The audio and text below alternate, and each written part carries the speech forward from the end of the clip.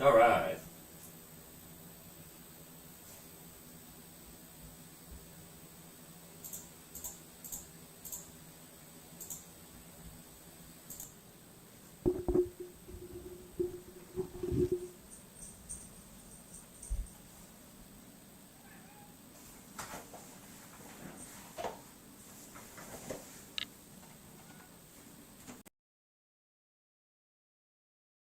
There we go.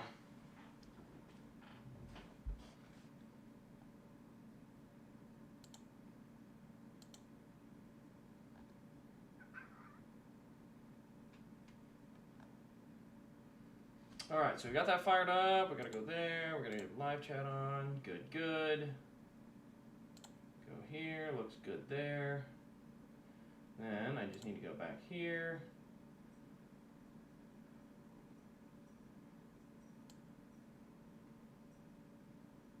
No.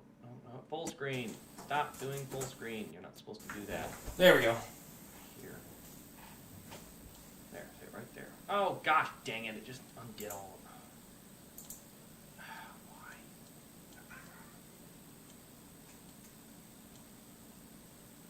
Alright, so we got that fired up. We're going to go there. We're going to get live chat on. Screen. Stop doing full screen. You're not supposed to do that. Screw everything up. Here. Okay, looks okay. There, right there. Oh, gosh dang it. It just undid all. This monitor over here is being an absolute pain. There we go. Okay. Where's my stream? My page back. There we go. Oh, goodness. Alright, let's go back and make sure it doesn't screw everything up. Lovely batch of hiccups here. Okay, looks okay. Try and go back and see. I want to watch the race on this monitor over here, but it's being an absolute pain. There we go. Okay. Now where's my stream at? Oh, goodness. Perfect. Okay, now we're good to go. Lovely batch of hiccups here. Trying to get this up and moving. Now we are finally live and actually rolling like we should be.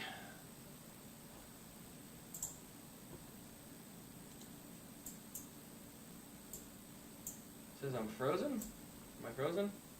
No, it says good. It just says no data. Perfect. Okay, now we're good to go. Let's see, make sure it was actually active or not.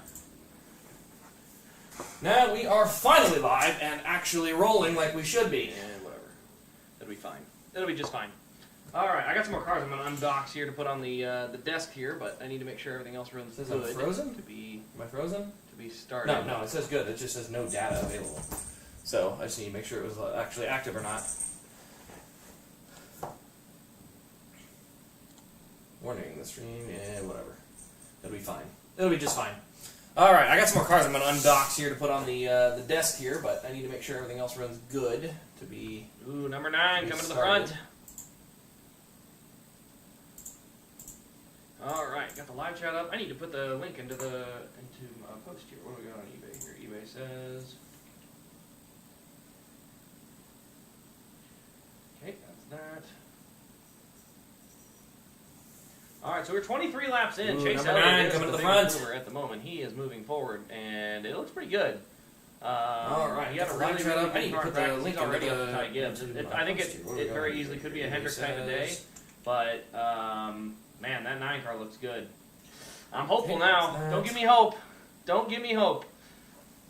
Alright, so we're 23 laps in. Chase Elliott is the biggest mover at the moment. He is delayed really bad. How am I delayed? It looks pretty good. He had a really good car practice. He's already up to Ty Gibbs. I think it very easily could be a Hendrick type of day, but man, that 9 car looks good. I'm hopeful now. Don't give me hope. Don't give me hope. If he wins this thing, I may have to get to Phoenix. I'm delayed really bad. How am I delayed really bad? How delayed am I? Oh, the voice delay is crazy. Gosh dang it, I gotta do something else. Yep, Chase is up to 3rd. He is moving.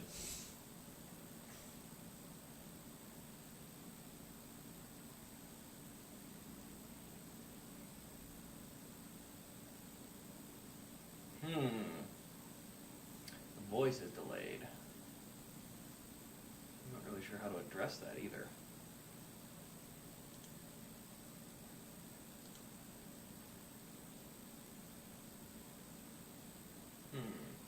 Let me try something. This is kind of a dumb thing to have to do, but I could do that. The voice is delayed. I'm not really sure how to address that either.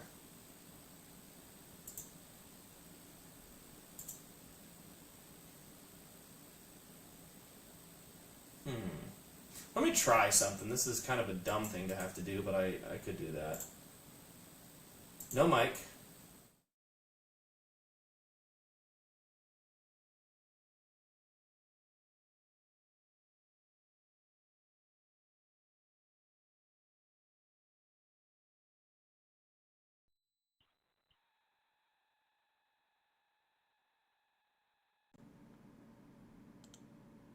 Okay. Is it still echoing?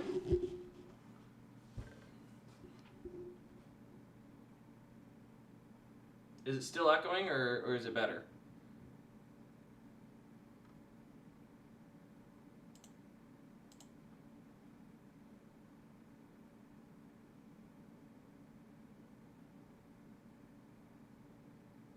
What do we got a caution for?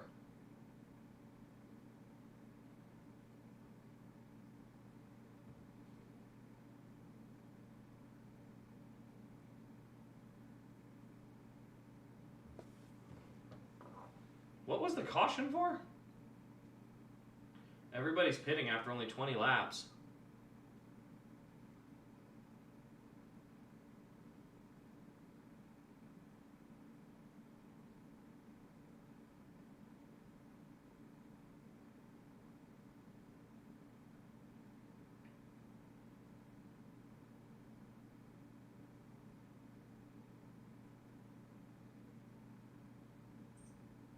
Oh, hello, kitty boy.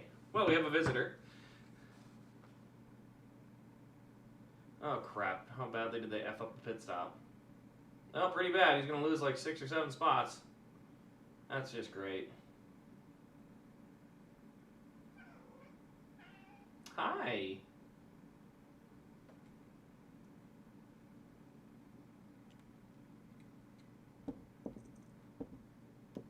McDowell did 2 tires, so that's acceptable. Losing 4 spots to the other guns? Yeah, you got to do better than that. That's not good enough.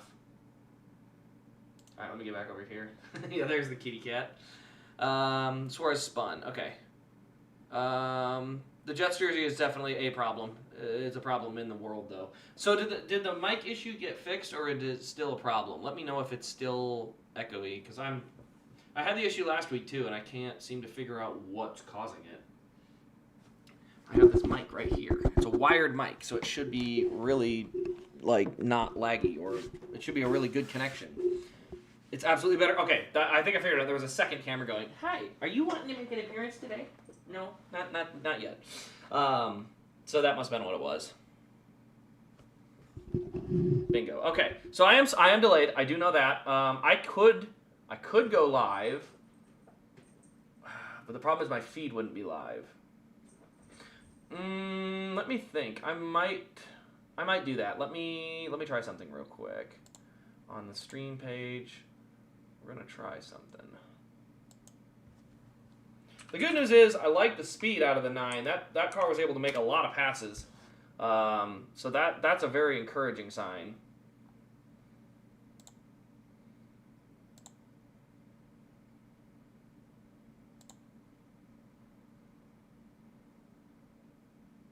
Alright, so I've got Chase Elliott's in onboard cam that I can watch. And then I also...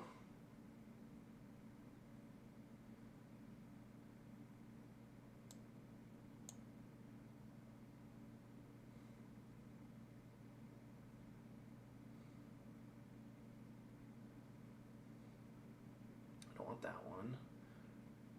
I think I need another one.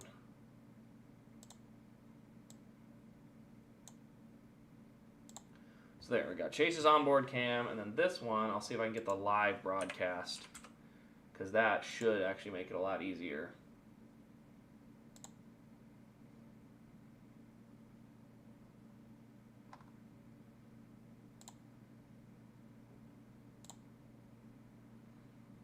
Third.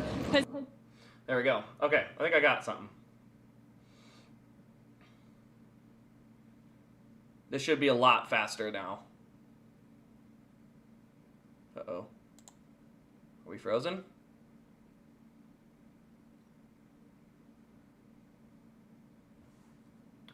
Okay, they left the caution on for another couple laps. Alright, what happened on the 9?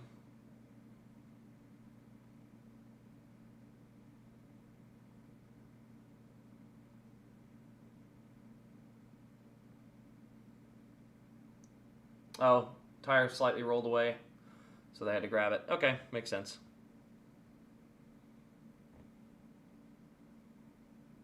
Yes, the Noah Gragson door with the light underglow.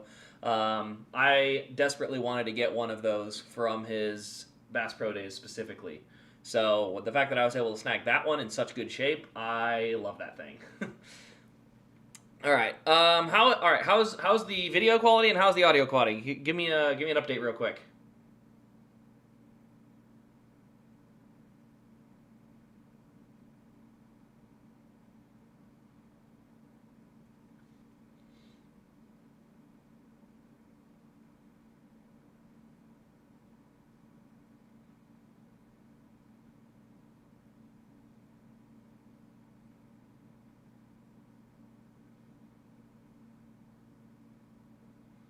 Byron's going to get the lead on the outside.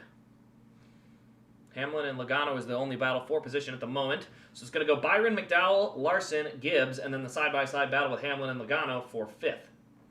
Then Elliott sits behind them in 7th. Man, Custer has been solid this weekend. I got to shout him out. Great qualifying effort, and the speed has been there too. Very impressive weekend.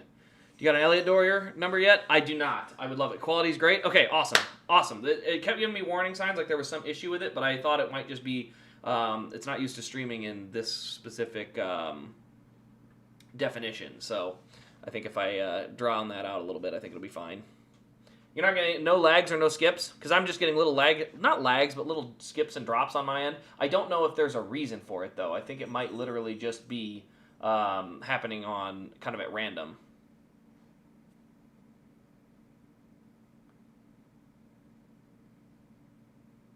So let me know if it's doing that. All good? Oh, sweet. Okay, I'm not going to worry about it then. All the little freezies and lockups and things I keep seeing on my end, I'm not going to worry about. So that's what we'll do.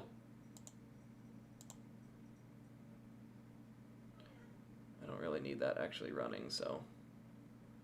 As long as it's live, that's all I care about. I'm not going to worry about the rest. If it's running good, it's running good. I'm not going to create a problem with it, so. Watching the Chase Elliott onboard cam, he's up to 5th as he goes by McDowell on the inside. Gets a good drive off, and he'll pull away from both him and Logano. So far, it looks like it's going to be a Hendrick day. Those Hendrick cars have been really good on restarts, and they've had great speed, which gives me a lot of hope next week. If they go to Phoenix, that's one of Elliott's better tracks. So if Elliott wins his way in, I may be trying to get a ticket and head my way out there. I just might do it. It'd be kind of last minute, but I will find a way to fly into Phoenix. I'll rent a motorcycle, and I'm just going to have a great weekend. So we'll see. I would love to be able to see my guy race for a title. And honestly, either way, like, the thing is, this year we're getting a very good championship for thus far. We've got Denny Hamlin has the most wins. Chase Briscoe is the legitimate, like, point runner or second point runner as they currently run. So, like, as they currently run, he should be one of the top contenders. If Chase wins, he would be, like, I think 3rd in the points, and Larson would be 4th. So, like, we are talking literally the top of the top as far as all those guys. Oh, Denny Hamlin just pulled to the inside and let Chase go around the outside. Just gave the spot. Very interesting. I mean, he ran him down from a half a straightaway back, and, yeah, he just pulled over and gave it to him. If that happens, you're going to go live to the track? Live at the track? I would love to do that. I don't know. I don't think I'd have the cell service for it, honestly. That would be so cool, though. I would be pretty pumped for that opportunity.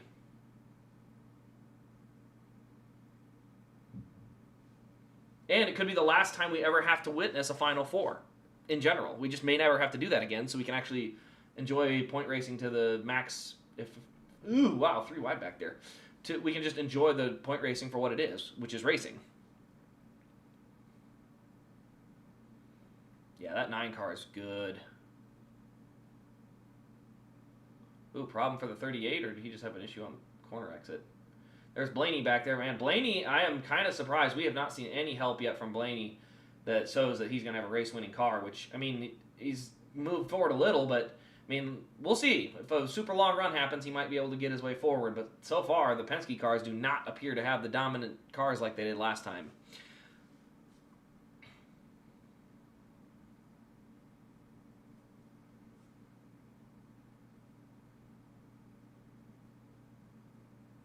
So Elliott's currently on the back bumper of Gibbs. He's going to look high. I think this is actually just a crossover move he runs at Martinsville to try to get runs on him. Oh, Ty Gibbs parked it on the bottom.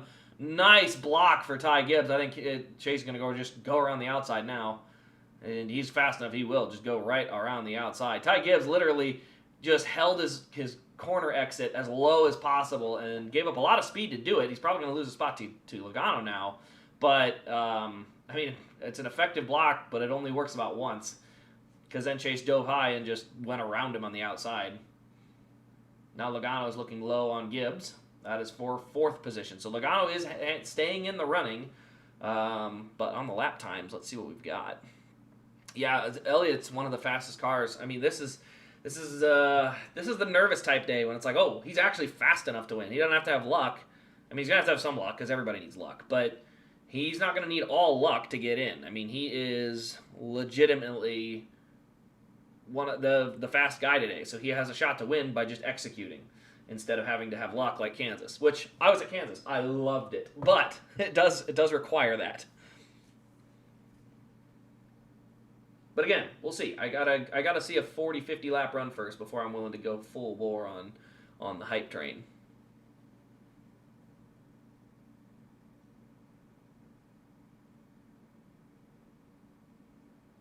Because we've only gotten like 25 laps each time. Now the good news is there's a lot of fall off in that. So tires do mean a lot, which is kind of fun. Kind of watching Joey Logano's lap times. He's staying pretty competitive with those leaders. Trying to watch Cindric. Blaney's up to 20th.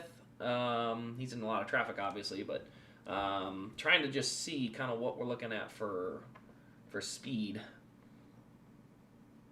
By the way, this is a very big note. As they run, Byron is only 1 point from Bell. So obviously Bell's going to keep trying to go forward, but if Bell drops any spots and Byron knocks out a bunch of stage points, that's not a done deal. Like, Byron can get Bell on points if Bell's not competitive enough.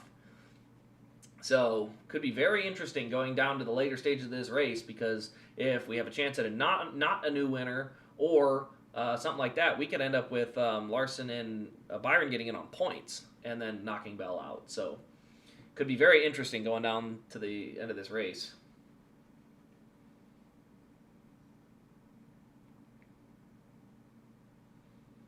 So 56 laps down of a 500 lap race. We have plenty of time to have more developments here. Let's see, what time does the F1 race start? Because I'm actually watching it. My goodness, F1 says it starts 3 p.m. So got about an hour, 20 minutes for F1 to start, and then we'll go back to the NFL scores here for just a moment, give you an update for those of you who are watching NASCAR, but also tracking the NFL. Bears trail the Ravens 13-6. Niners are down to the Texans 16-7. Giants, Eagles. The Eagles lead the Giants right now. Let me go back down. 21-10. Browns down. Oh no, Patriots lead the Browns 9-7, and Bengals lead the Jets 24-13. Bills over the Panthers 19-3, and Dolphins over the Falcons 17-3. I don't know who saw that coming, but here the Dolphins come, actually playing well for once. All right, Byron's car seems to be slightly falling off. I can't quite tell, though, because it just seems like Larson is able to really hold the bottom better and seems to be pulling in and closing in on him.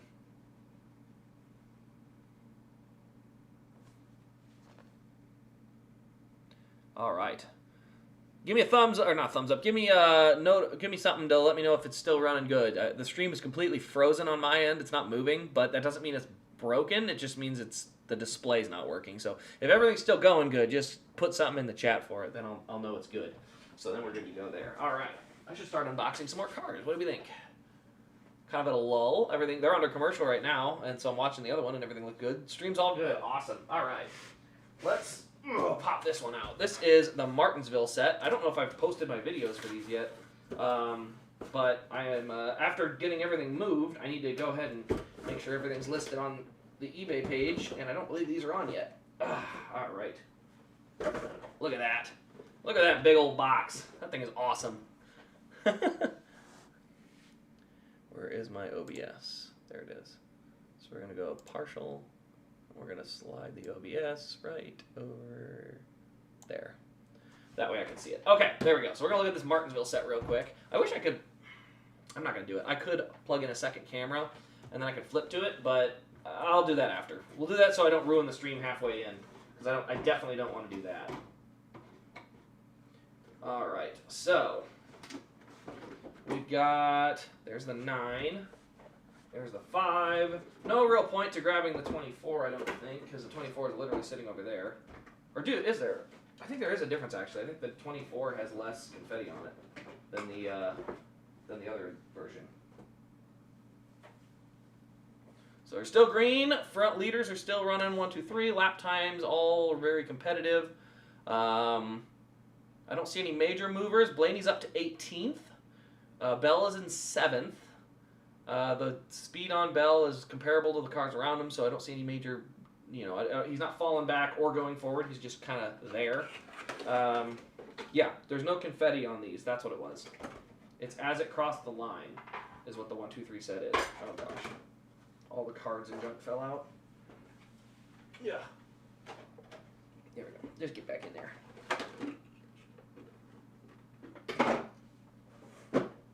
Alright, so there's the 1. I'll actually leave them right here because they're a little bit taller so they show up. Let me get the next one out.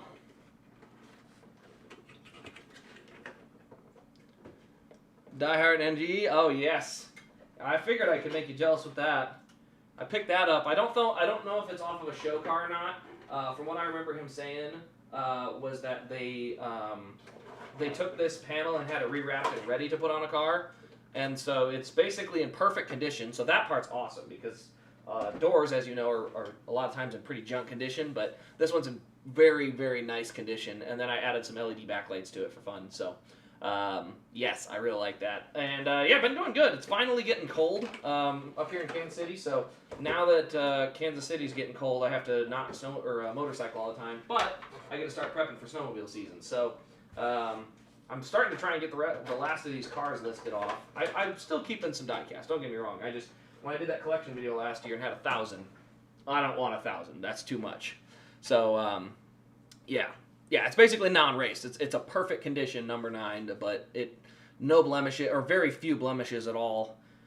So works really, really good for that.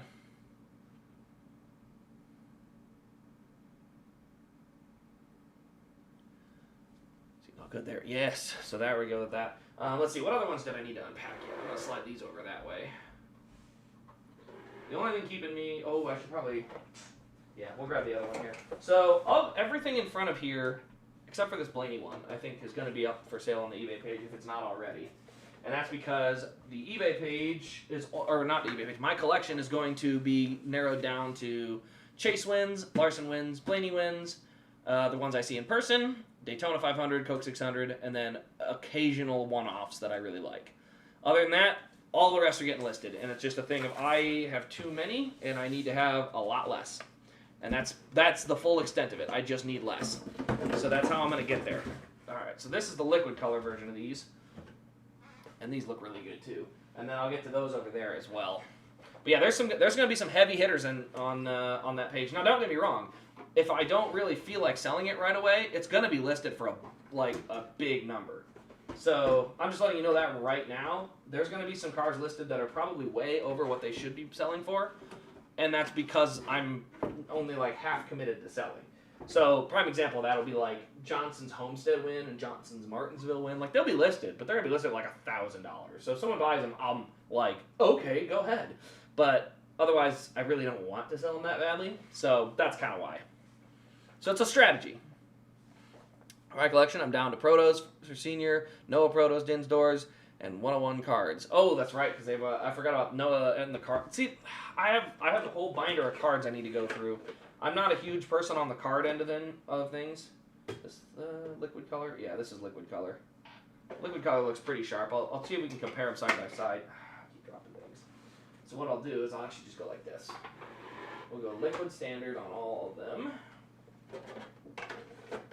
Oops, wrong side. So as they run, still a Hendrick 1, 2, 3. Pace on the lap timer looks like it's pretty much traffic dependent. It's a 2-second gap, but most of that has to do with how you get through traffic at this point, is what I'm noticing on the ticker. So like Byron just got through a big batch of traffic where Larson's going into it, so Larson's lap times are about to get much or significantly worse compared to Byron's, but that of course will change the minute Byron catches his next batch of traffic. So it looks like it's going to be a Hendrick battle for this win here today. I mean, the pace for the rest of the cars is starting to fall off decently. Do we have another caution? I don't think so. No, we're still green. The way that just randomly flipped on my scoring monitor made me unsure.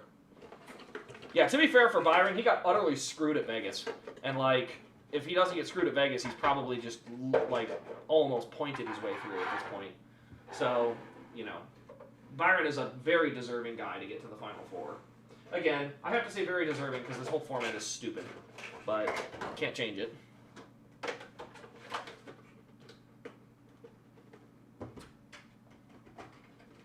There we go. Got it. So now I got those out of their boxes.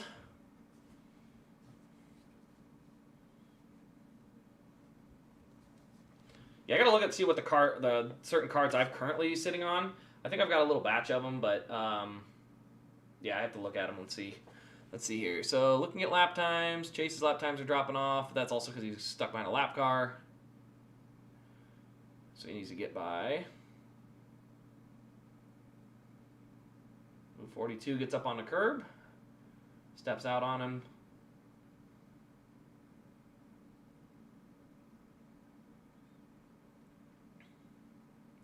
Keeping an eye on it now. Lap times.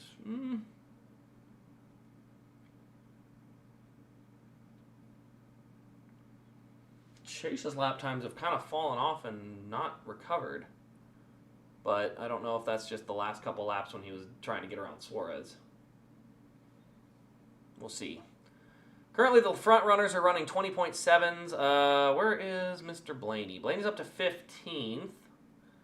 Is where he's at. 47 to go, so they should be able to run this whole stage out.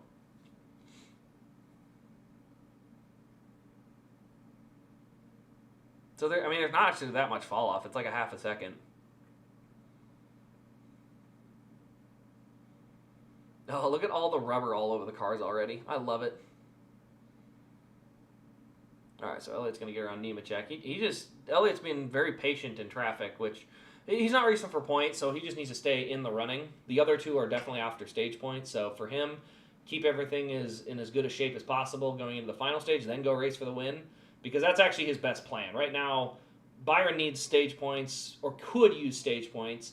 Bell could use stage points, and Larson could use stage points. The other three are must-win no matter what.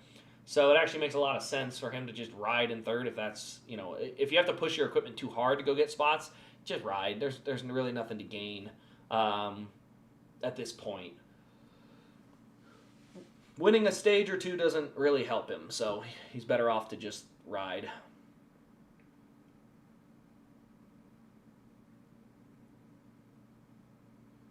Keeping an eye on it though, Joey Logano's lap times look pretty decent. I'm trying to see if the Penske cars are really starting to bring in some heavy speed, or if that's just traffic related. Because Blaney's running 20.7s back in the field, but it does seem like the Hendrick cars are holding on longer than they have in the past.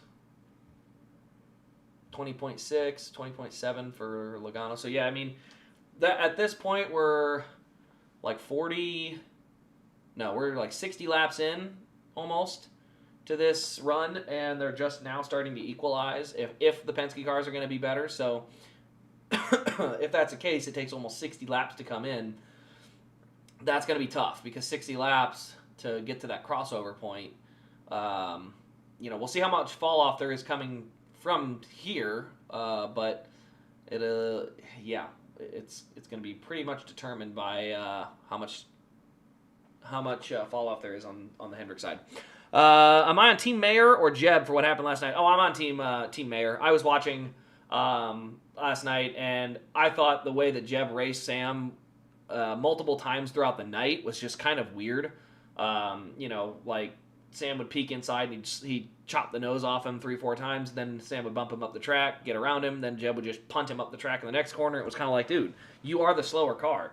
And on that final restart, he shipped Mayer into 3 and 4. Mayer went all the way to the wall. Like he was rightfully very upset with the way that a non-playoff guy raced him to end that race because. He had a legit shot to win. He restarted 6th, but if you get punted through the first 2 corners, you're not going to go anywhere from 6th. So I was pretty happy for Taylor Gray. He deserved to get that win. And I think for the most part, the most deserving championship 4 outside of maybe, I think Mayer was deserving, just had that tough luck at Talladega. Hey, how's it going, Joel? Welcome on in. Getting all the cars out. Still got about 6 more I got to pull out of boxes quick, but I'm very anticipatory right now. I'm very excited because I'm watching Chase's lap times and he's running with the leader on lap time. They aren't getting eaten alive by Penske cars. That being said, there is one Penske car that is still ridiculously fast, and it's Ryan Blaney, and he's up to 13th from 27th, so he's coming. But the biggest thing is the point differential's not there. Like, they're fast, but they're not just blowing the doors off them and running away to go win the stage here. Like, they're having to hold pace. So that is a good sign that they're going to have a shot. Now, Elliott's, like I said, just running a distant 3rd. They can make adjustments and whatnot, but biggest thing is coming down to the end is I want to just make sure they execute. Don't take yourself out of a shot to win, because I think whoever restarts and gets out front of the Hendrick batch is going to be the guy that wins, or Penske even maybe. I think the Hendrick cars fire off way better, so we'll see. But I think it's going to come down to whoever gets out front, and then you can not aero block, but you can hold the guy down pretty effectively. So we'll see. I think it's going to come down to Elliott and Blaney for the 2nd year in a row. I'd be okay with that. I'd be totally fine with that. What is my opinion on the Heim Zillett dominance, Ben? Incredible. That's the only way you can put it. Both of them. It's a shame that they are not locked in champions going into next week, because they both deserve it. They both deserve to hoist a championship trophy with the seasons they've had. Record-breaking seasons by both of them. And the fact that one of them, and both of them, may not win titles is disappointing, to say the least. I really think that's a big disappointment that, at the end of the day, we're going to be looking at those champions, and if it's not those 2 guys, we're all going to have to point and go, he won the championship, but he set records. And the fact that record-breaking performances isn't rewarded with championships anymore is just a shame. Well, thank you. What is that? Ramboli First Blood? That sounds like a COD thing when you'd see Ramboli would be the gamer tag and First Blood would be the, not achievement, but the little accolade. But thank you. I appreciate it. 30 laps to go in the stage. Keeping an eye on the guys up front. Lap times are about 20.8s to 20.9s. Right now, Blaney is really good. I think Blaney has the best car 65 laps into this run. Actually, no, we're 80 laps into the run. So 80 laps in, and that's the car who's better. So 80 laps in, and the Penske cars are starting to move forward. I think Logano just got around Chase for 3rd.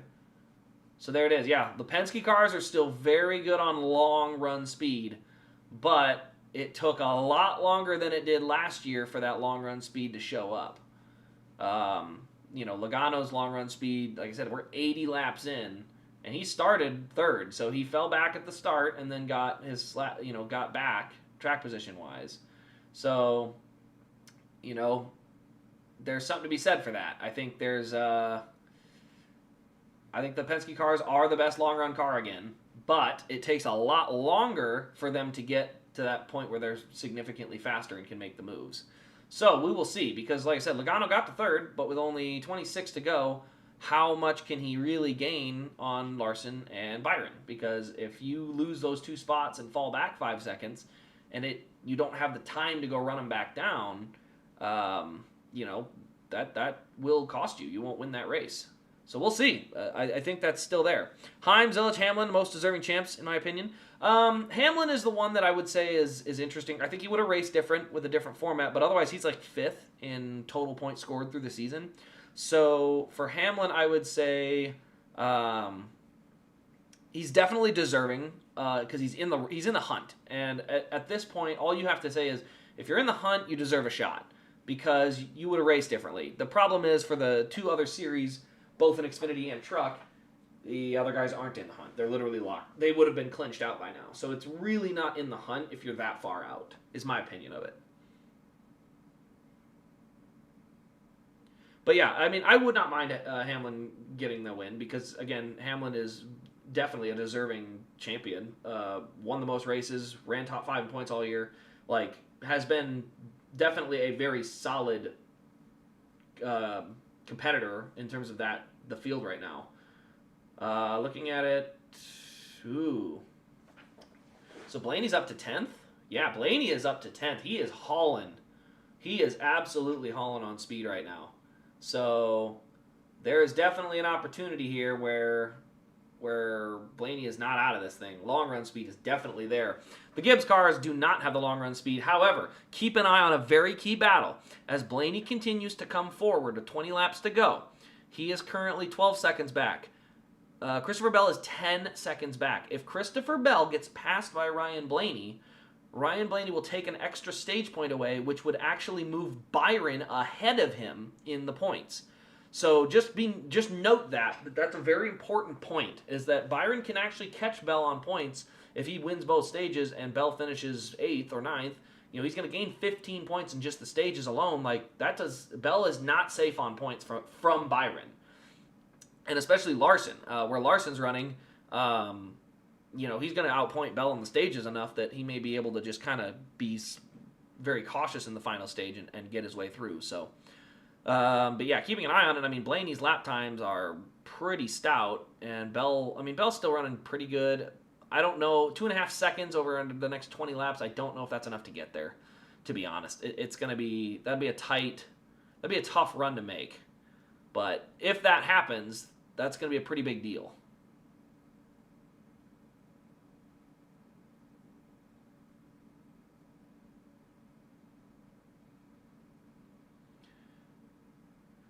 So keeping an eye on it here. Looks like that's the fast laps.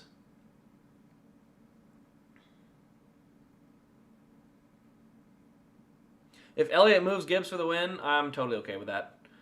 I'm not a huge Ty Gibbs fan. That being said, Ty Gibbs has had a tough season. He's really had a rough go of it for the last couple seasons. But, okay, Blaney goes up to 9th now.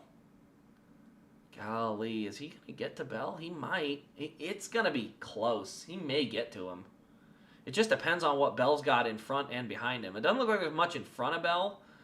And it looks like he's got a 7/10 gap behind him. But, I mean, Blaney's going to be there quick. 16 to go. That's gonna be a big battle. He's going to be battling him in the last 5 laps. I'm thinking he's going to get there.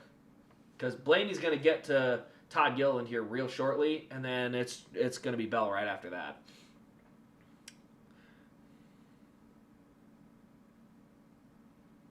Bell doesn't even have to win. Bell could technically point his way in. The problem is he's just not running well enough. The 2 guys he has to beat on points are running 1-2. So that's where it's, tough. Let's see here. Yeah, Blaney needs, 14 to go. He needs to get around both Gilliland and Haley. Haley's the lap car of the bunch.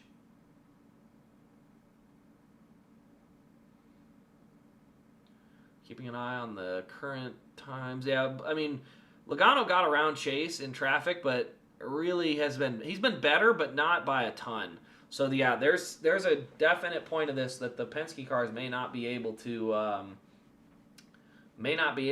recover if all the Hendrick cars get in front of them before they kind of start settling into their run.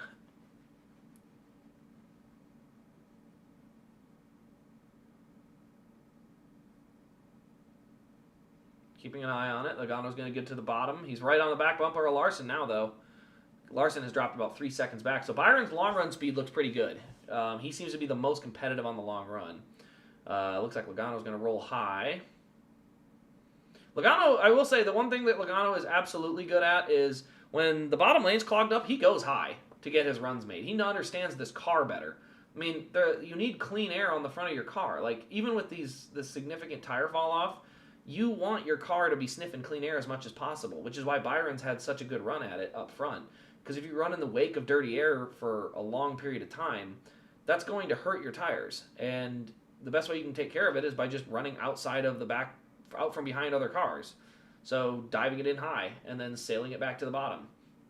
Meanwhile, I gotta look. How many cars are getting lapped here? I think we lapped up to like 17th place. This is going to be one of them races where there's only like 15 cars on the lead lap. This is kind of nuts. 9 to go. Oh, how big is the lap times? Are about the same. 2.5 second gap between Byron and Logano. Okay. Oh yeah. Blaney's going to get to Bell. Blaney's already there with 8 to go. He's right on his tail, so that is going to be a position lost most likely. Chunks of rubber all over the racetrack. Look at that. I just hope we don't have people with their, cars catching fire like the last couple years, when we had these significant tire wear races and.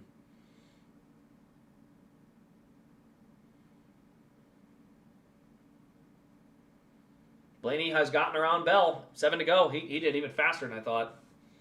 Next guy on his list, though, is Denny Hamlin, and Denny is 3 seconds up the field, so I don't think he's going to get there.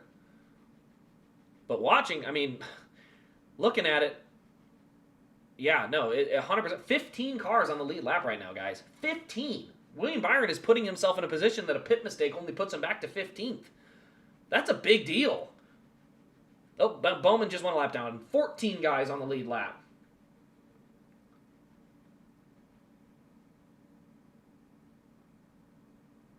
Wow, that's crazy. Only 14 guys on the lead lap. This is old school Martinsville, guys. You have a big long run to the end of a stage.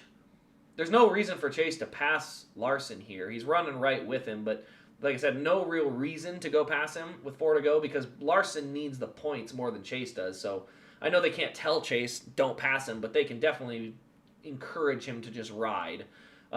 Because you can pay that back later in the race. If you're battling for a position, like second, late in the race, and he's kind of locked in good on points at that point, you can make that request to get out of my way and, earn a little favor. So no sense on going hard for Elliott here after Larson with 2 to go because, like I said, the points do nothing for Chase. They do a lot for Larson. So I'm trying to keep an eye on how many more guys are going to get lapped, though. Cole Custer is the last guy that's close, so there may only be 13, 14 cars on the lead. Ooh, Denny Hamlin way high. Did he hit the wall? He had a huge wiggle moment there. Oh, what happened here? Let's see. Sailed it in way too hot. Goes all the way up. So actually, I think Blaney will get that spot if he hasn't already, because that's going to cost him enough time that Blaney, if he's not there already, will get there. It'll be very tight. Maybe not. That actually didn't cost him too much time. So yeah, 1 lap to go through 3 and 4, and he will not get to Custer. So Custer will remain on the lead lap. So Custer, last car on the lead lap, and then I believe the first car lap down is going to be Reddick. Yes, so Reddick will get the free pass. Also, for everybody still watching, shout out SVG. He's running 12th. He's the best running Trackhouse car. Oh, no. Did he learn ovals? I don't want to make a bold prediction. SVG may legitimately be a NASCAR championship favorite next year. Or at least a championship contender. If this is the speed we're going to start seeing on ovals from Shane Van Gisbergen. Oh, sorry. Chastain's 1 spot ahead of him. Wait, no, he's not. Where's Chastain? No, Chastain's a lap down. Yeah, I don't know why it showed that. But if we start seeing this kind of speed out of SVG on ovals, he legitimately is a championship 4 threat, just with the playoff points alone. But again, let's pretend that doesn't matter. Let's say we're still going to have stage racing, but we get rid of it. We do season-long points. He's going to have the ability, to legitimately score 60 points 5 times a year. He's gonna be a top 10 points guy. I think it's time for us to look at SVG as a legit threat. And no matter what the format is going into next year, he could be a threat in any format next year. At the speed he is showing improvement on these tracks, because I don't expect him to run just 12th all year next year, but if he's really showing speed of top 15 speed and still learning, that's a top 10 guy. That's a guy who can run top 10. Yeah, this could be fun. All right, so first stage break is upon us. It's going to be Byron, Logano, Larson, Elliott, Gibbs, Hamlin, Blaney, Bell, Gilliland, and Cindric, rounding out your top 10. So only 14 guys on lead lap. That's a big deal because there are guys. Yes, thank you for the prayers. That's a big deal to guys like Bell. If Bell makes a mistake on pit road, good news is he's not going very far. You know, a mistake by Bell on pit road only can cost him like 10 spots. Where if he was thrown all the way back to 30th, that's a lot harder to recover from. So that's a big deal. I thought it would be the Saints, but no. Yeah, I can't believe how bad they are. Although, let's go and look at the scores of today's game, because then we get to see how they're performing. 24-16. They're in the game. That counts. Let's get a scoreboard checkup. Bears, let's start at the top. Dolphins lead the Falcons 24-3. Apparently the Falcons are terrible again. Bears trail the Ravens 16-6. Jets trail the Bengals 24-16. So they're in striking range. Bills pretty much have this one wrapped up over the Panthers 26-3. Niners trail the Texans 23-7. I didn't have that on my bingo card. Patriots lead the Browns 23-7. That's not unexpected. And then Eagles lead the Giants 24-10 with 3 minutes left in the third quarter. All right, so we're still not ready for pit stops just yet. Do you actually think Verstappen will get those 40 points he needs? I don't know. I think it's very possible. And it's not because of... It's because of Piastri. Piastri starts behind him. He starts 7th today. And Max starts 5th. So we'll see, because obviously execution is going to be everything, but Piastri has not shown the ability to win right now. Right now, Lando is the better McLaren car. So all I'm saying is if you're McLaren, you're looking at your best bullet for winning a title is probably Norris. All right, Chase is out with a 10.0 stop, so a much better stop this time around. Keeping an eye on it. All right, Hamlin is out. Byron's at the front box, trying to keep an eye there. Where is... Logano is going to come out right with... No, he will. I think Logano is going to beat Kyle Larson to the line, so it's going to be Byron, Logano, Larson, Elliott. So good execution for Logano's team. Everybody else kind of holds right where they were. So not a lot of change on the pit stops. All right, so lap car pit stops will be next. I'm going to go refill my water real quick. And then we will be back to put some more cars out on the desk, but also watch second stage. So yeah, give me 1 sec here.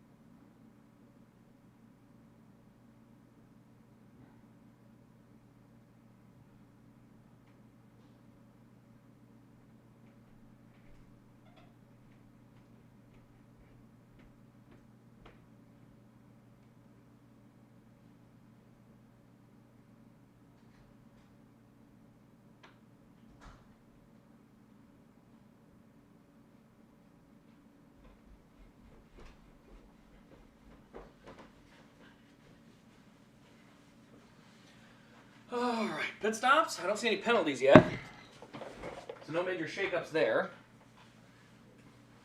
I need to fill this case behind me, too. That's got to happen. Briscoe going to win next week? I mean, he's a deserving guy. He's running, I think, second in the title fight right now. Did he lose a lap, or is he? No, he's still on the lead lap. So, yeah, he's still running right where he needs to run. Sweeping the track right now.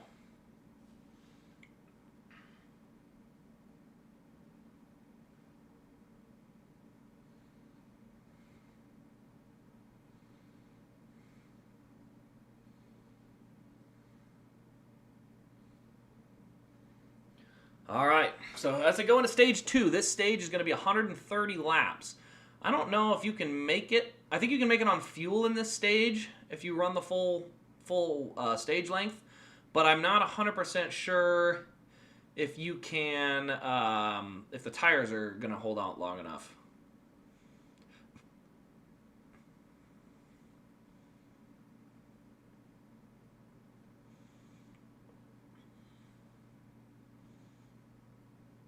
Yeah, over a course of 130 laps, I would think, because they were running 21 threes. So there is about a full second of fall off over the course of 80 laps. And if you pit with 50 to go and you're running a second a lap faster, you should be able to make up all your pit time. So I think you will see pit stops in this stage if it stays green. I think you will. It's definitely risky, though. Do not get me wrong. It's a risk. Because you will lose a lap. All right, so coming to the green, it'll be Byron on the bottom, Larson on the top. Or sorry, no, Logano will go to the top. So Byron, Logano, then it's going to be Larson and Elliott in row 2, Gibbs and Hamlin in row 3. It looks like everyone kind of just chooses. Nobody's giving up rows as far as where they start, so. Chase Briscoe, the most deserving guy. Christopher Bell would also be in that role because Christopher Bell's, I think, the point leader under quote unquote the old format. But Denny Hamlin is also just as deserving. I mean, 1-6 races. He's in striking distance. If they were running an old format, he 100% would have been in that shot. I believe Larson and Elliott are third and fourth in points right now. So they're absolutely guys that, again, under the right format would have raced differently and scored points and whatnot. So, really, this year especially has been nice, and it's a very nice, tight battle for the championship. As far as guys that were within a legitimate striking distance, there's about 6 guys. Byron is probably the least of these. Ooh, Logano had he kind of jumped the start there. He had to let back off to make sure that Byron got back in front, but he definitely got a little bit of a jump on that one.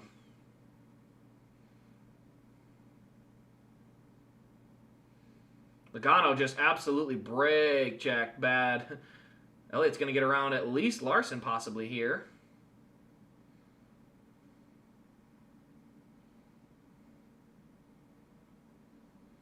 Maybe. We'll see. He's still battling Larson side by side.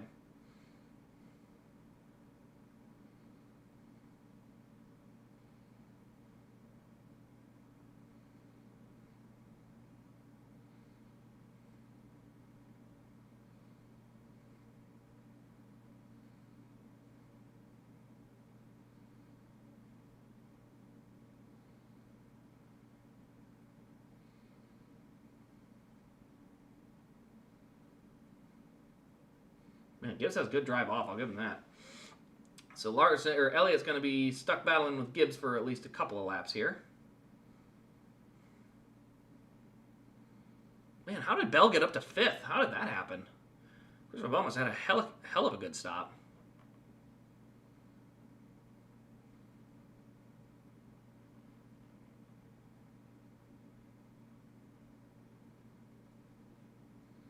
Man, I don't. Is it just being stuck on the outside? I mean, Elliott is going backwards in a hurry.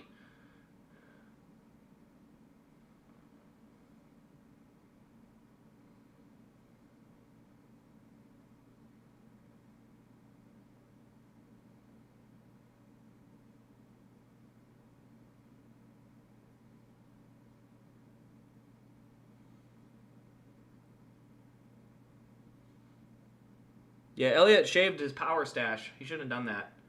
That stash has hidden powers.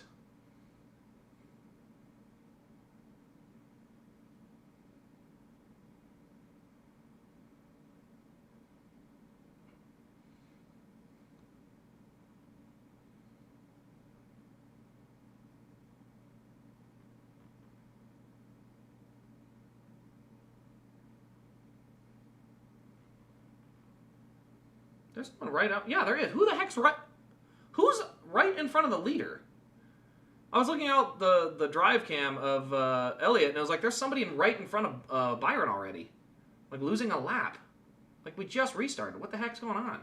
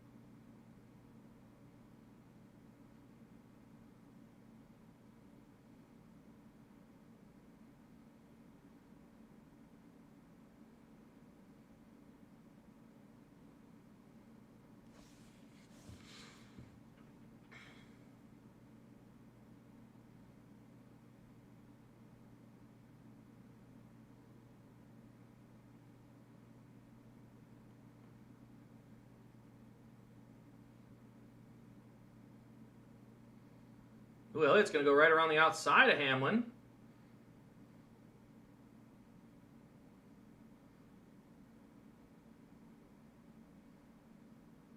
Then he's going to dive back in line.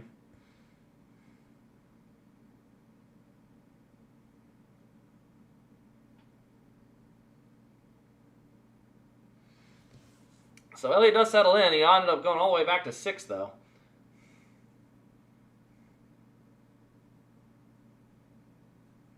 Meanwhile, keeping an eye on the battle, looks like Logano was able to hold in 2nd. So they really did improve that short run speed for the 22.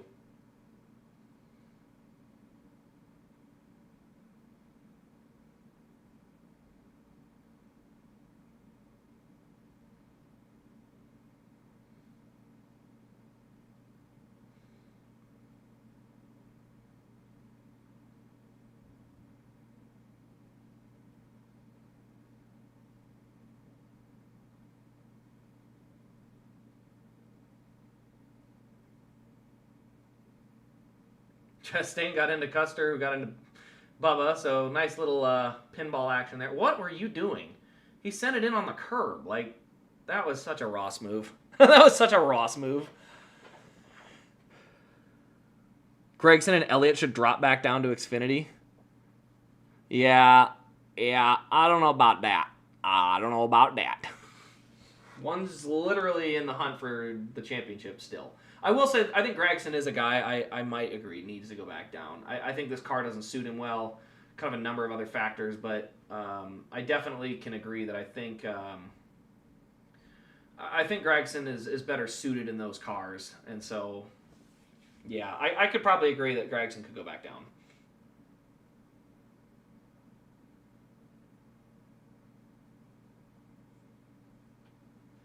All right, Elliott's going to go back. He's going to get 5th. Meanwhile, Larson and Logano are battling pretty good for 2nd. This is the stretch of run, about 30 laps into a run, 20 laps into a run. This is where Hendrick cars seem to be really good. This is where Elliott made a lot of ground up. Looks like Larson's trying to make a lot of ground up. Well, Logano's pulling a heavy block. Push Larson all the way to the 3rd lane. I think Larson's going to give him a pretty good shot here soon because he pinched him off going on the bottom. He tried to run a lane higher than him, and then Logano just jumped up an extra groove high to block him and send him all the way to the 3rd lane. And so if I'm Kyle Larson, I'm not going to just let him run me over for 5 laps. I'm just going to get him up out of my way and move on. Because that's exactly how you have to race.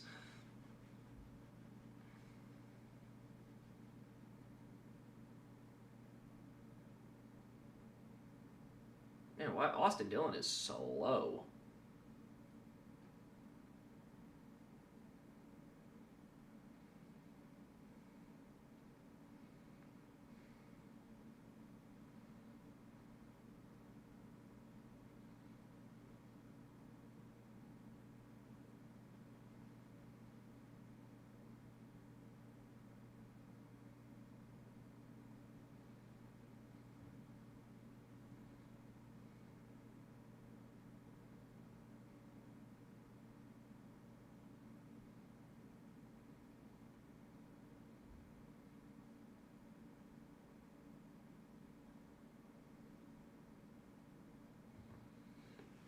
.33 laps into the stage now.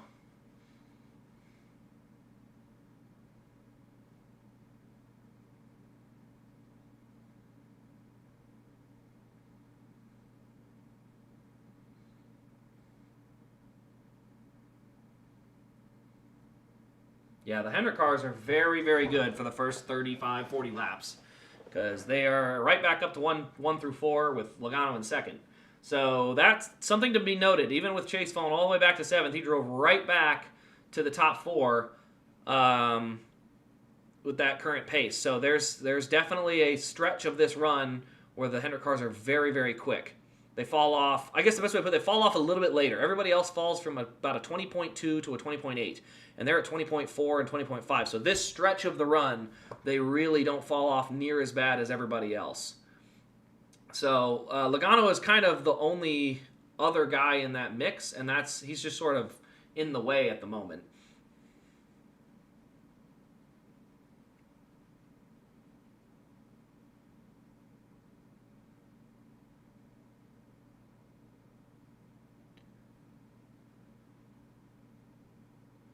Should Cole Custer stay in Xfinity? No, Cole Custer would be fine. He won a title. He won a bunch of races. I don't know if there is a right solution with a team as new as they were. Obviously, they had some ties, but I don't know that Custer is well suited in the Xfinity series when I think he's the best guy at their team. Like, I don't think I'd pick Sam Mayer or Sheldon Creed over Cole Custer right now.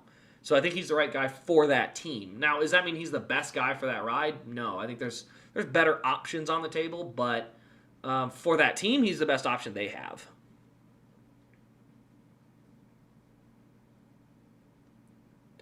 Imagine losing a title to Gibbs, but therefore Gibbs earned it. Best all season. Best for all season. Well, all season, I think it was between all... I think, honestly, 2022, the format really screwed us because I think we were in for a great battle between Gibbs, Allmendinger, and Gregson. So I don't know what the total was at the end of the year, but I think if they had been points racing, those three guys, with how well they raced all year, would have been so much fun to watch. I really think we missed out on that opportunity. I think we would have had a great battle in 2022 for the Xfinity title. I mean, we had rivalries with it too. We had really the best of everything for that specific situation. All right, so we're under commercial at the moment. Keeping an eye on the lap timer. Times have started to semi-level off. Byron is 4 points from Bell, who runs 6th. So Bell just finishing 10th. And, I mean, Byron have to win, so... Bell's in good shape still. Even with Byron winning stage 1, and let's say he wins again on stage 2, they're still in really good shape. Actually, who has the fastest lap right now? That's another question there is. Who's got the fastest lap? Because that fastest lap point matters. That's a big deal for like a Larson or a Byron. If Byron can have a great restart and go lay down an absolute heater of a lap, that extra point could be big. Noah had the most wins, top 3s, top 5s, good average finish, and then the 4 in a row. Yeah, no, and I think on top of that, he also had a couple extra DNFs, but like Charlotte was a great example. He, on 7 cylinders, literally ran like top 5 or top 10. It was nuts that he he didn't win, of course, but he was running top 5 on speed at Charlotte on 7 cylinders. That's crazy. All right, keeping an eye on the lap time still. They've started to level off. Looking at the whole field's kind of running the same pace right now. So now we're starting to see the crossover point maybe. We're 45 laps into the stage. The question is there enough to pit at any point? I mean, you're 45 laps into 130 lap stage, so you still got another 30 laps to go. And if you're a second a lap, I mean, I think you have to split this stage. That's also why Jeb was mad at him and wanted to fight Noah. I do remember that. Jeb was all mad because, he pulled this slide job on him at Charlotte. And it was like, he passed you on 7 cylinders.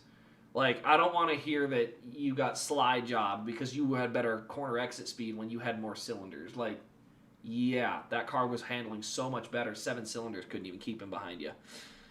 But, yeah, I think Noah would be better in the Xfinity car. It's just the way his driving style, I don't think it fits this car real well. I mean, he has a terrible crash rate in this car, and I think some of that just has to do with it doesn't allow for putting the lap time together to make your moves. You have to really get close quartered with everybody, and that's just not his forte. I just don't think that's where he's best. So I think Noah would actually be better in Xfinity. Doesn't mean I don't think he's like a bad driver. I think Kyle Busch right now would be better in Xfinity. I think this car is an absolute detriment to what Kyle Busch is good at and the skills that he's honed. I mean, yes, he's won some races in it, but I think Kyle Busch is better in the Xfinity car than he is in the Cup car.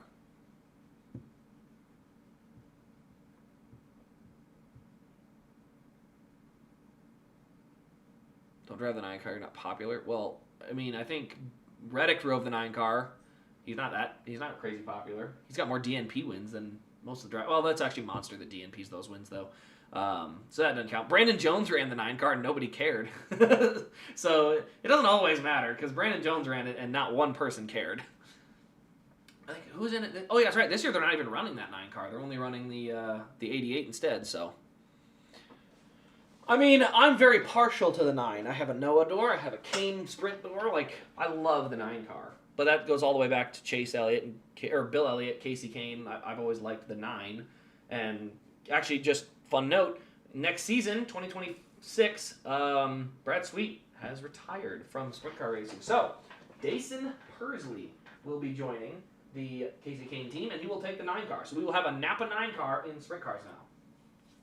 So kind of excited for that because I'm not excited. I mean, not having Brad Sweet's going to be a little bit of a bummer. Like I'm going to miss watching Brad run, but having the Napa 9 car sounds like it's going to be kind of cool. It's going to be a good looking sprint car. You know, it's going to be one of those things like, ooh, Napa 9, I like it. All right, lap times have still not crossed over yet for Penske, and we are 50 laps into this run, almost 60 now. So. We've had about 4/10 of fall off thus far. Is that enough? I mean, you have to have. I mean, granted, you're only 50 laps into the stage. Yeah, 50 laps in 130. So 130 means you got to go like 65. So 10 more laps. If you're going to split the stage, you have to pit in about 10 laps.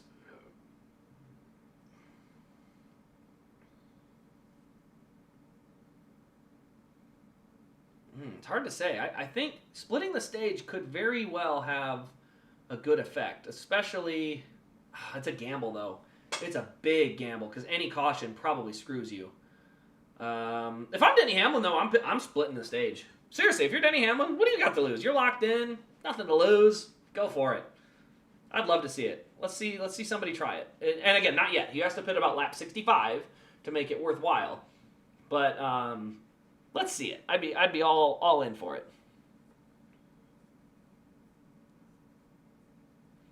Yeah, Noah's pretty popular. Noah has won 3 fan votes in a row, and he's going to win a 4th. Noah is very popular with fans. He's a very good driver at the track. I've seen him, basically have to be rushed away by his PR team because he's waiting. He's staying too long signing things and being around the fans. Like Noah has done a great job building his fan base by just interacting with fans as much as possible.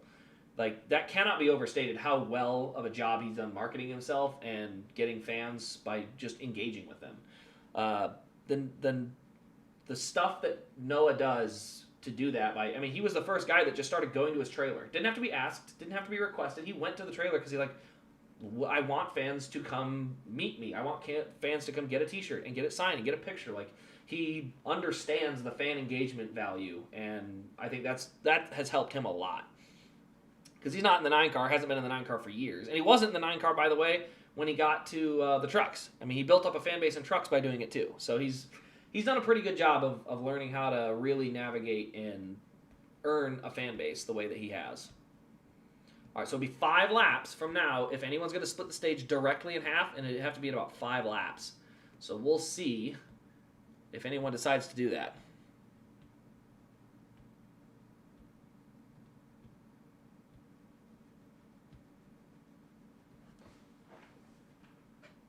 All right, so 62 laps down. Blaney's car is starting to pick up on the speed. Same with Logano.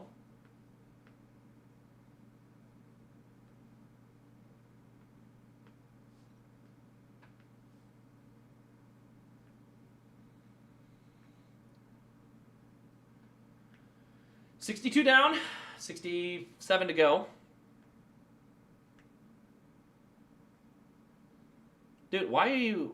Why? I'm going to give you a timeout. You're just acting like a total tool bag, man. Don't act like a tool bag. If someone got a chance to have a driver near him, like, and got messaged, like, that's cool. There's no reason to act like a tool towards that. Like, this is a sport we all love. We all enjoy our drivers.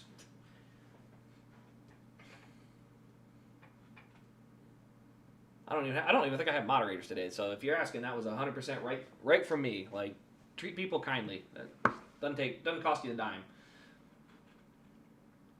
All right, looking at lap times now. Logano is starting to close in, but I think traffic has a lot to do with that because right now Byron is in very, very heavy traffic between the 71, the 42, the 45. A lot of cars right back here on traffic. All right, by the way, we have hit that crossover point. If anyone's going to split the stage, they got to do it like now. So we'll see if anyone does decide to make that run.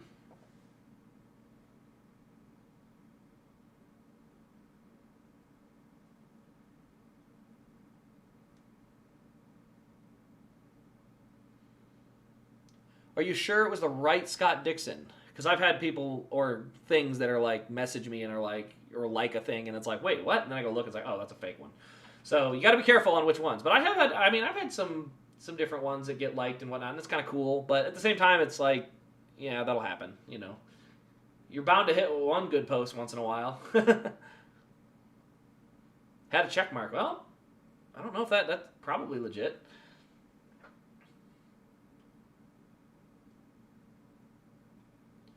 All right, so top 5 still rolling away. 4.8 back is Gibbs, so I don't know. I don't see anything out of the Gibbs bunch that tells me they're going to run down anybody towards the end of the stage. It does not appear anyone is splitting this stage, though, either. It does appear that we're pretty much getting a 130-lap start-to-finish stage.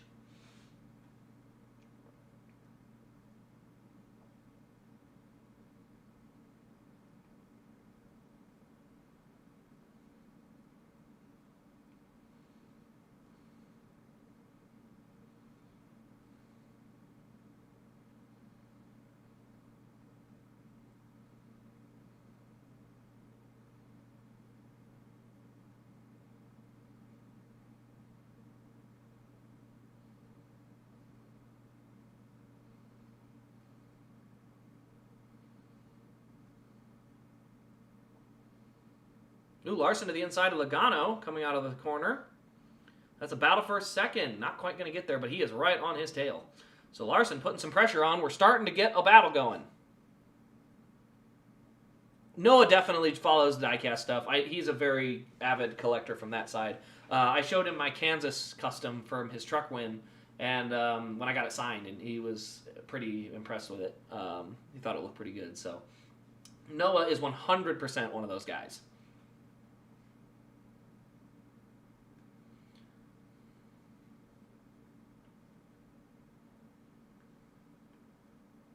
Oh, come on, Chase. You got to start running different lanes. Stop running right behind a guy. You're going to heat your tires up.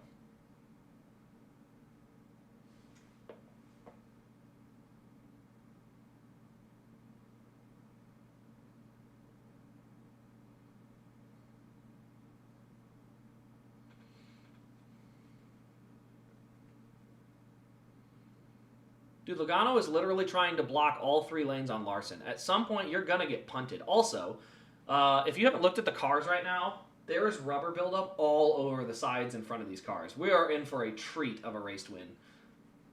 Ooh, did Priest just go by him? He did. Ooh. Bell is falling back. He's he's back to 9th, and he might be losing 10th.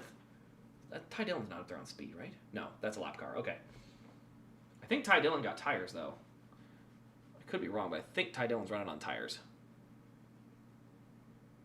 Here's the crossover. Larson looking at the bottom of Logano down the front stretch. He's inside.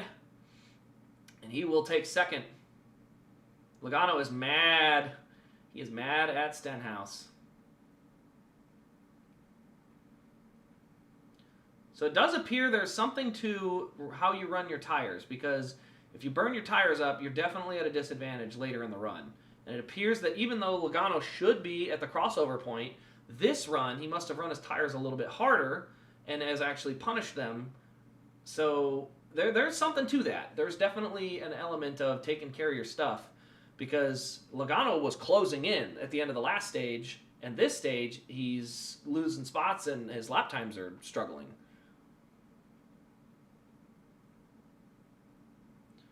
Christopher Bell's in that position too. He is struggling mightily. 52 to go. There's a long way to go in this stage.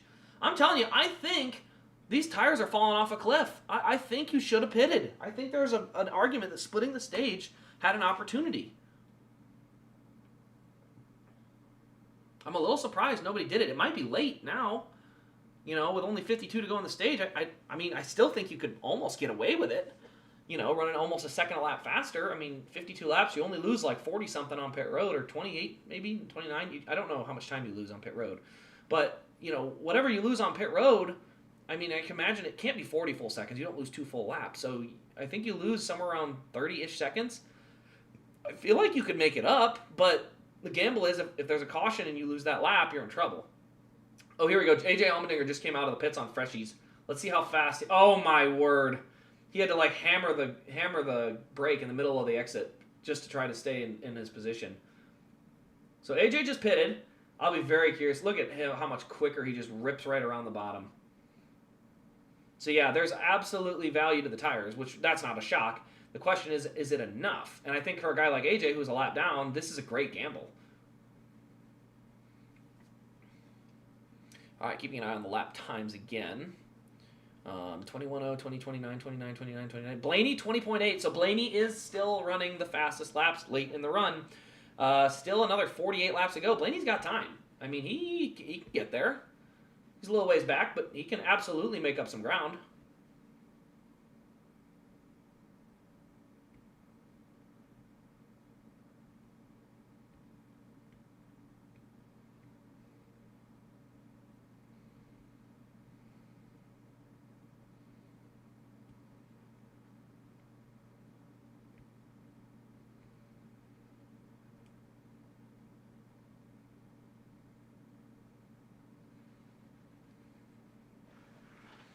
I mean, I don't know. I think there's a good gamble to this. These tires are going to start really struggling here.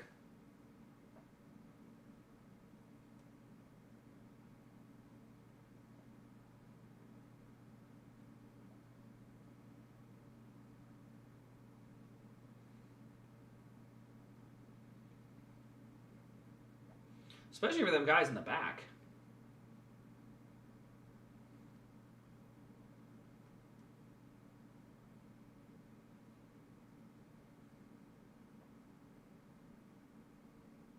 Oh, we got a caution, though. It's Carson Hocevar. So that caution is going to be the reason you don't pit right there. That caution is exactly why. It's a gamble. I mean, if that thing runs green, you might get out ahead. The problem is, and the risk is like that. One caution from one guy, and you're trapped 2 laps down and you're screwed. So that is a great example right there of why it is such a gamble to take to stay out that long. So, with 44 to go, this is probably a great opportunity for the Hendrick guys to snag some points. Bell had fallen to 11th, which would have given him no stage points, allowing Byron to close in even more. Like I said, Byron doesn't have to win. We think he was a must-win because of the gap, but he's already gained 7 or 8 points on Bell. He could gain another 10 here. That's 17 points. That makes it a much more manageable gap. And it looks like Suarez got into him. How that collision or that took place. So, we'll see here, though. We'll come to pit road here probably in the next couple of laps.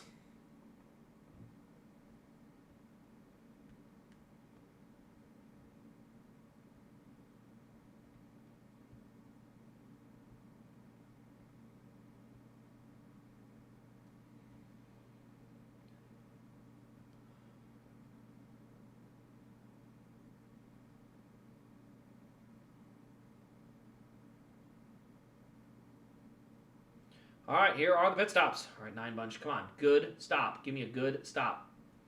Execute, execute, execute. Make it a perfect stop. Come on. No mistake. No mistake. Good, good. 10-second stop. Perfect. Fine and dandy of a stop. Good stop for Larson.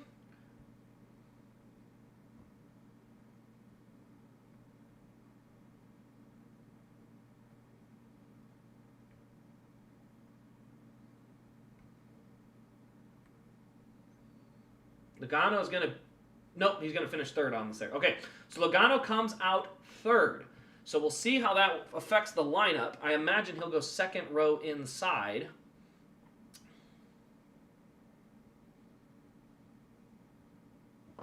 So that'll be the lineup. It'll be Byron, Larson, Logano, Elliott is our top 4. All right. All right, let's get some more cards out of boxes. Had all day to do it.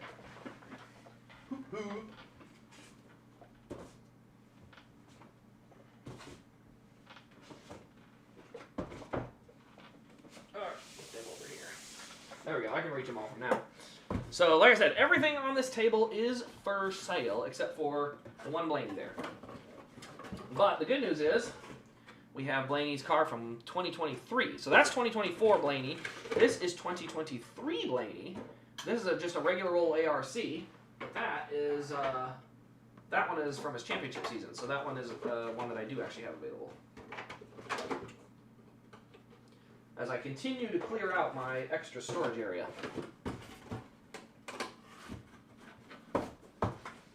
Okay, what else we got? John Hunter Nemechek. I forgot to mention that one. I don't think I've listed this yet. I still need to get this one listed. But John Hunter Nemechek's Martinsville win from the freaking fire when he burned down the left rear of it. So there is that one as well. I'll back that up so the camera can actually see it. I got 3 more after that. 3 more? 4 more.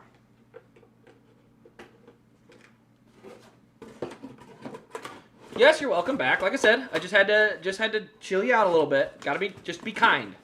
We're all fans of NASCAR here. I don't care if your driver is one way or the other way. If you don't like a driver, that's fine. But his fans have nothing to do with the driver himself. You can have your opinions, but like I said, be kind. You can say, I don't like Noah. Bingo, that's it. Somebody says, hey, I got a like for Noah on Facebook. Just leave it alone. As the old saying goes, if you got nothing nice to say, don't say nothing at all. Kindness costs $0. Costs nothing. Because I despise Joey Logano. And I believe Diehard is kind of a half Joey Logano fan.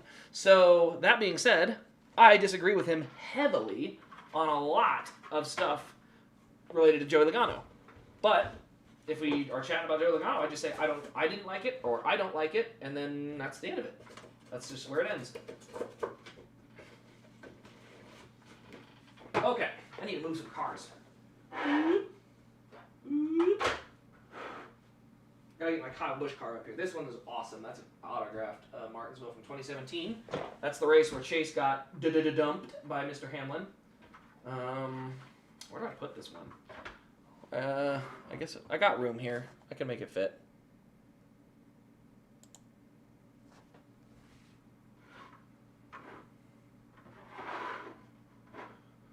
I guess it'll just have to go like here. It has to be right against the very back of the desk to be seen. Okay, but that's Noah's autographed Martinsville win. I have a lot of Noahs that need to go because I have too many. I have too many Noah extras from my days as a website host. So when I had my old diecast website, there was some Noah surplus, and there's the old Chase Elliott. Went on to win a championship in 2020, even though Harvick was the more deserving champion. That's right. I can hate the format even when my guy wins. I can say that format was bunk. That being said, Chase Elliott should have won in 2022, and so he's definitely a deserving one-time champion. Yeah. Wait, who had an issue with the... What? Who had an issue? I didn't see any issue.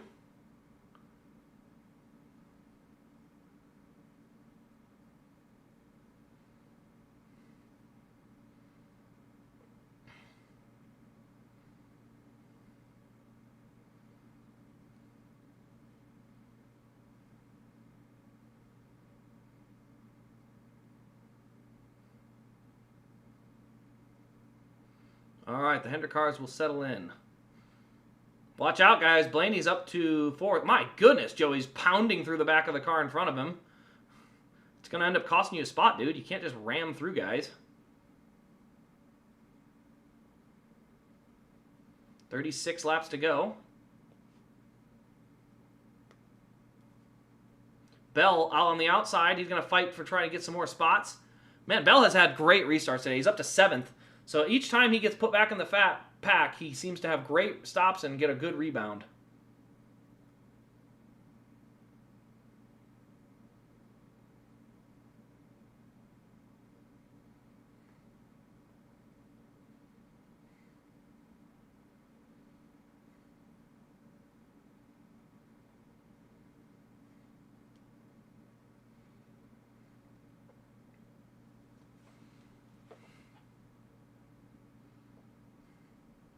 So he will settle in 7th is where Bell will settle in. And good news is it's not an overly long run, and Hamlin is in 8th, so he shouldn't have to be at high risk of losing that spot.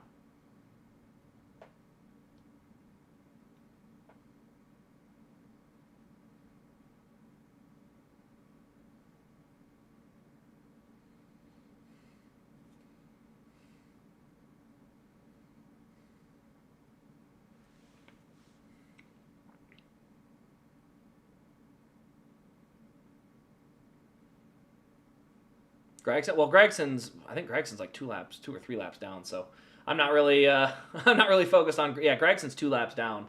So I'm not really. Oh, we got a caution. It's Cole Custer, and I think Chase is actually going to be in 4th now. Blaney had a great restart, got to the outside after Logano got shuffled back a little bit, and now Blaney is running 3rd. 30 to go. I imagine there will be very few pitters here. Did we have some waiver rounders here? We did. Chastain, Reddick, and no, maybe not Reddick. Chastain and Jones. Chastain and Jones, I believe, wave around, and that is going to be enough to get them back on the lead lap. So great gamble for those guys.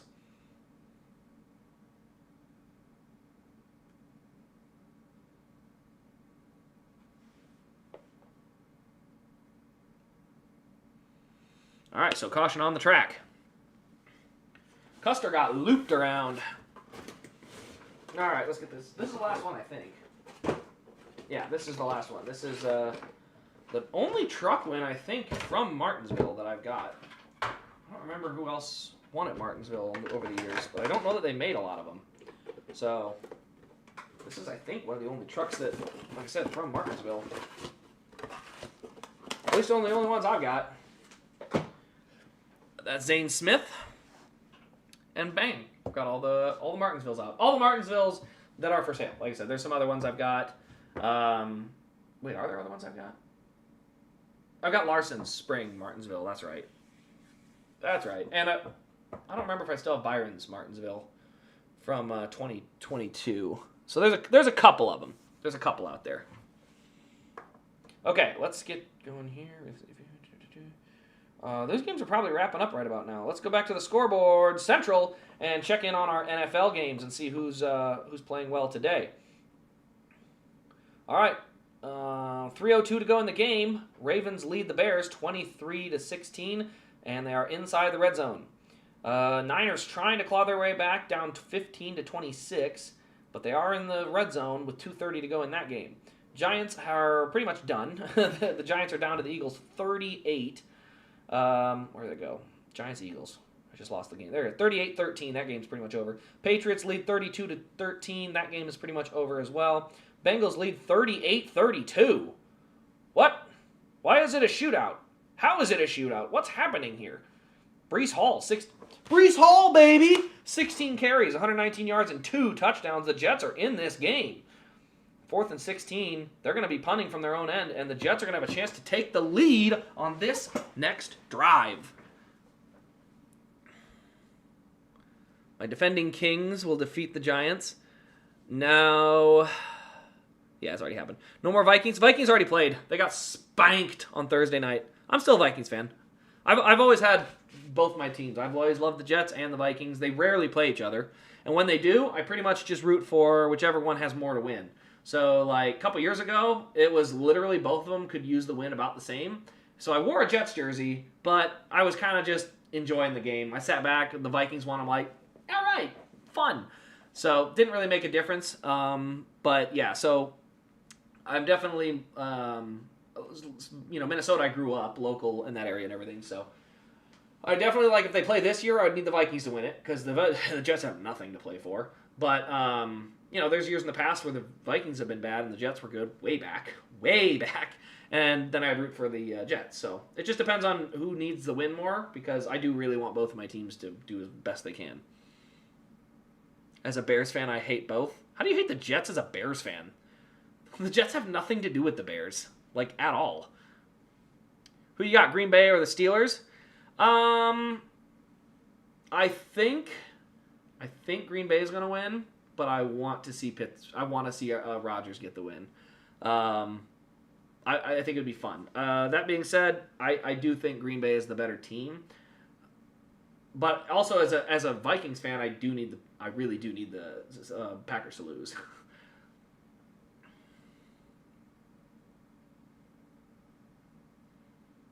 A Rodgers fan, yeah. So yes, I think overall I would say I definitely want the Steelers to win the game. I want that to happen. But if you're asking for my honest opinion, I think the Packers are the better team. Mostly on the defensive end. I mean, unless Jordan Love goes out and lays a stinker on the field, I do think it's going to be. I think it's going to be a Packer win there.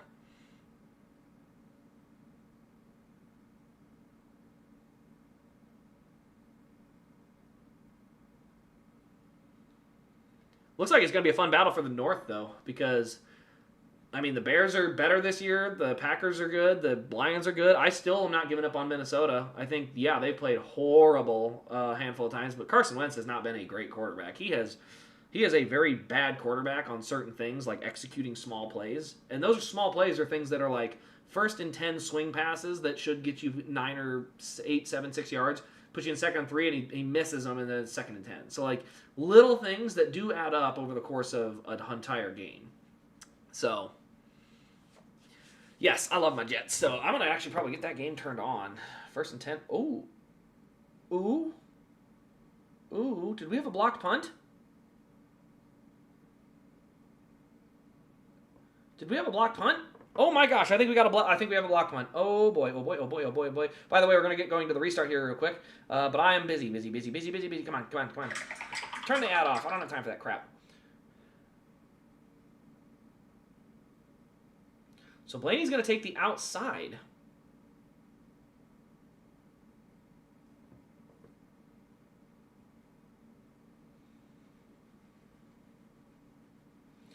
So it'll be Larson on the bottom, Byron on top, then it's Blaney, Elliott in row 2, and Logano and Gibbs in row 3.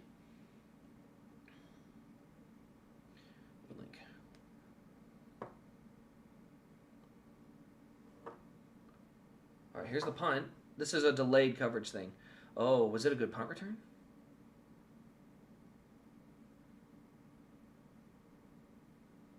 Oh, it's got to be on the New York 15.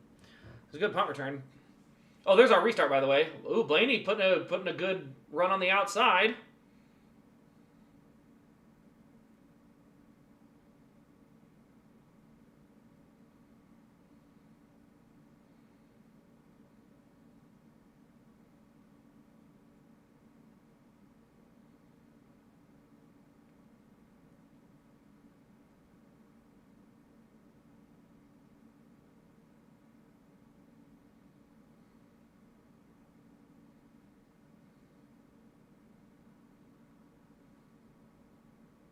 Bell with a great restart. That's going to be huge for Bell. Elliott, I believe, has cleared.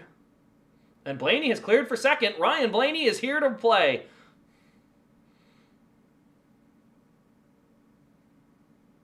And here comes Christopher Bell. He needs points, and he is going to bulldoze his way right around Joey Logano. Knocked him right up out of the way. I don't think Joey's going to appreciate that much. Joey dooring him all the way down into the corner. Careful, you don't want to cut his tire down, or he could take you out too. Still 20 laps to go. This is not a long run we're going to be dealing with here. It's not a long run, but it's not a green-white checker. You definitely still have to maintain wherever you end up lining up at. Oh, we got another caution. I believe, yeah, it's got to be a caution now. Caution. Oh my gosh, throw it. Cody Ware has a wheel come off. Joey Logano now falls to 6th. And in 5th, Christopher Bell.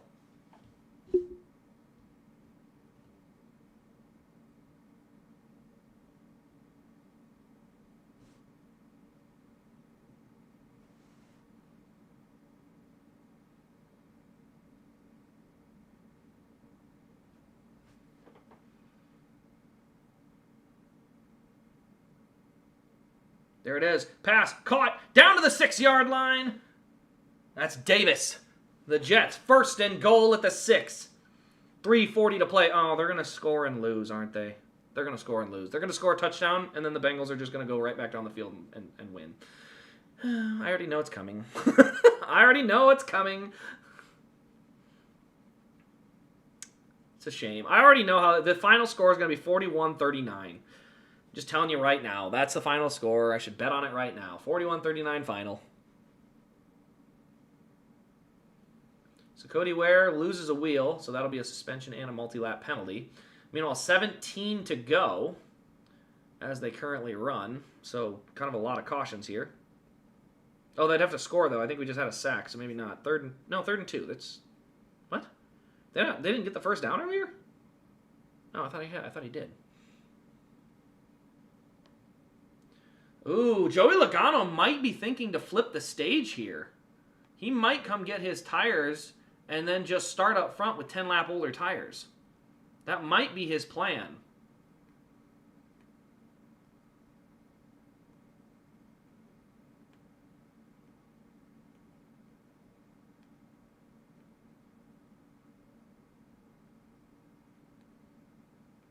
First and goal at the 4. Sorry, it was not. They did not get the first and goal at the 6.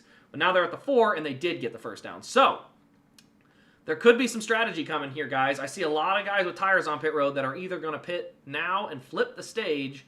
And honestly, I think it's the right call. There's enough guys that are going to do this. I think Chase needs to pit here. I think you need to pit here. Chase doesn't need points. He needs to stay up front. So he needs to pit here and then have the most tires when they come back around. Blaney's going to pit here. Oh, no. Oh, boy. Oh, no, we didn't pit. Oh, no. Dang it. Chase is going to get buried in the field.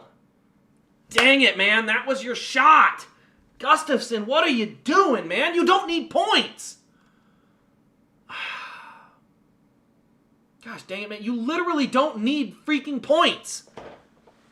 Dang it. Why would you do that? Oh, that's a big, big blunder. Oh my gosh. They may have just handed this race to Penske. Oh my word. I mean, it's going to be...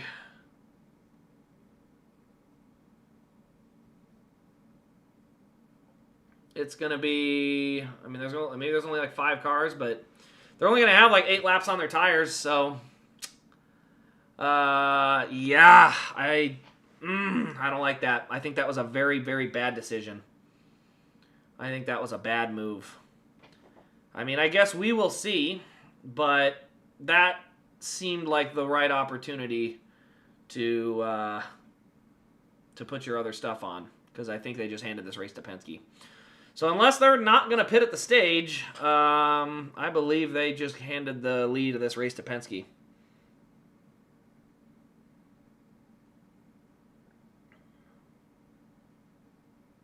Is a good crew chief give him a chance? No, he's not. He's not.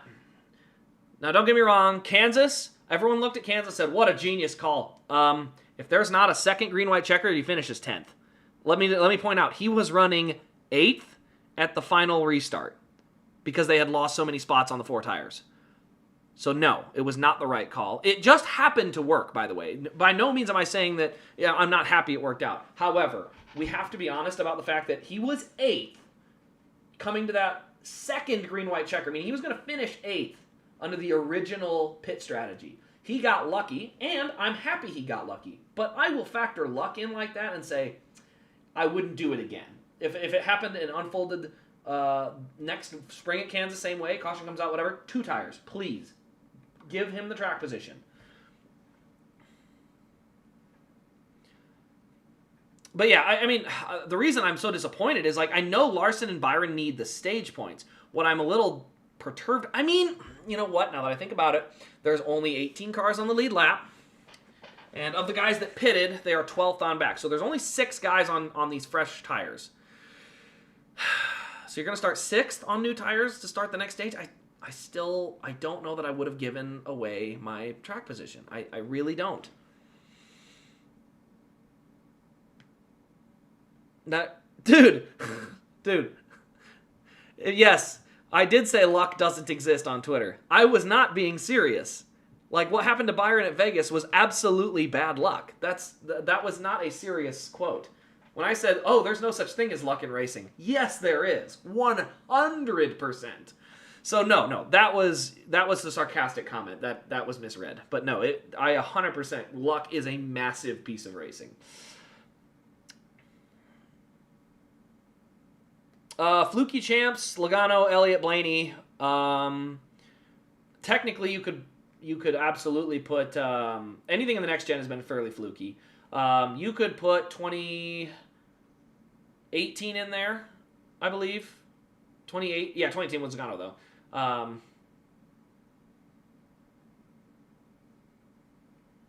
Larson is being a little too nice to Byron because now Bell is right up alongside. I do not know that I would have done that because now Bell is right alongside Larson. That was not a smart move to play gimme with a teammate like that. You need to race for the win.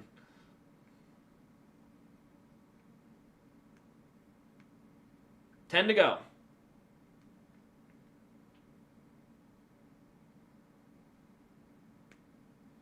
So 10 to go as they run.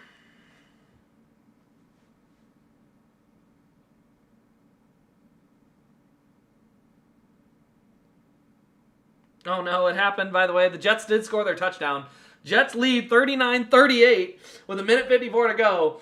And Joe Flacco just ran out of the tunnel, and the crowd erupted. Joe Flacco is going to kill the Jets. It's going to be 41-39 final. I'm telling you right now. Elliott wasn't fluky. He just didn't have half the luck Hamlin or Harvick did. Yeah, but that's fluky. I mean, to be honest, that is fluky. Because Harvick didn't need luck. He was just that fast. So all I'm saying is I don't know that I would agree on that point specifically.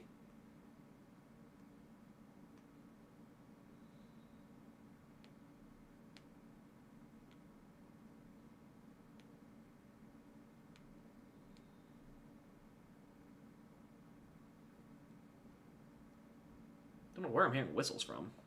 That's not from my phone, is it? There's something outside. Weird. Somebody's blowing a whistle. All right, so Larson does end up taking the spot from Bell. 5 to go. Let's see if Chase goes and stuffs his nose in there as well. He would really help his teammate by taking that spot if he can. And I think he'll have the speed to do it if he wants to. Yes, Elliott definitely, 2020, he absolutely should have won the Coke 600. He had one of the best cars at Homestead. There's a lot of races he could have won, but there's also a lot of races, if you look at it, that anyone could win. Harvick literally did win them, and also could have won more. So, it's a mix. I mean, at the end of the day, Harvick dominated and had one of the most dominant seasons in modern history. Okay, this is not like a hyperbole or an exaggeration to say he had one of the most dominant seasons in modern history. So, no, 100%. I will say I think it has to be noted that there was. Oh no, they're already in field goal range. Joe Flacco deep over the middle, caught. No, bounding about, and it's incomplete. Oh, they need to catch that because they needed the pick. Otherwise, they're going to get into field goal range. I'm telling you, I know how it's going to end. I already know. So no, Elliott's championship win wasn't fluky. It was just a product of the format. He scored the most points in the entire playoffs.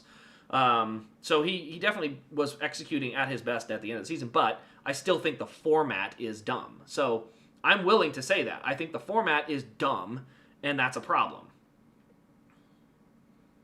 Yeah, Elliott did not try real hard to get around Bell there. I think he really should have pushed the envelope there.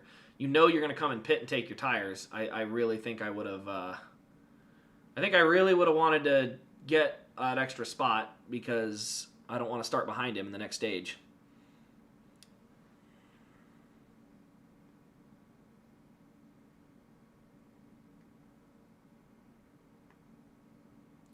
Todd Gilliland running 5th. Well done, Todd Gilliland. SVG running 8th.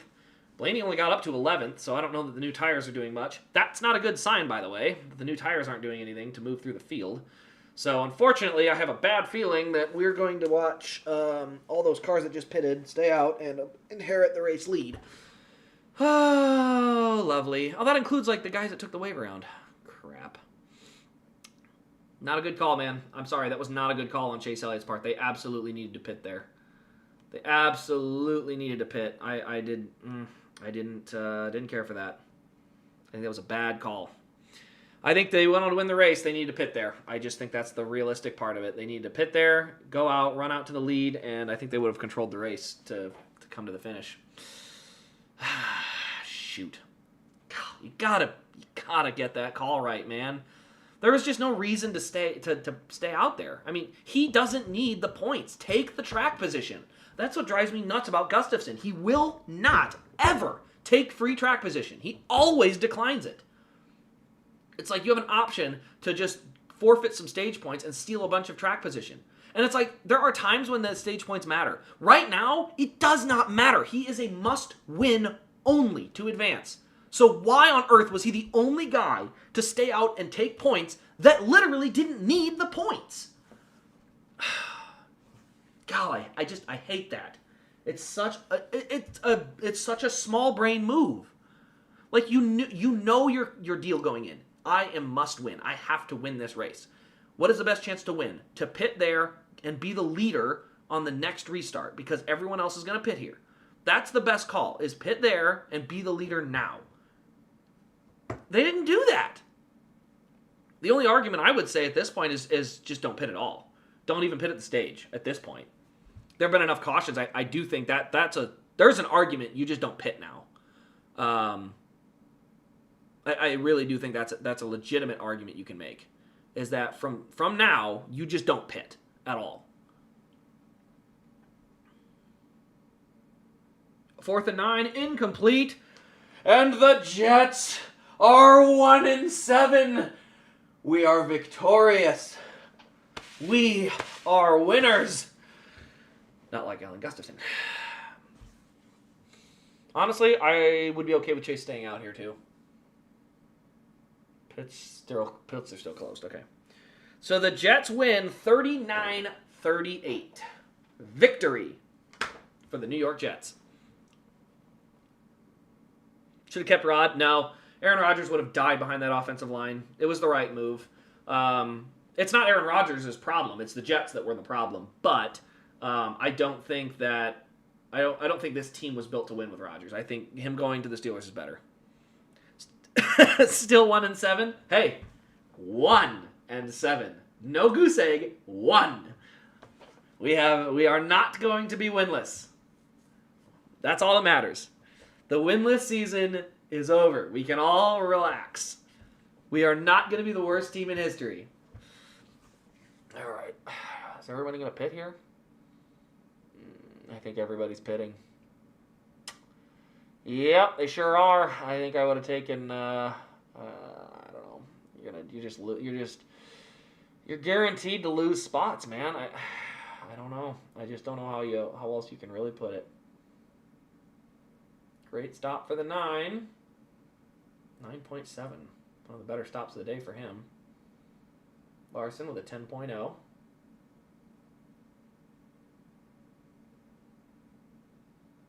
Good.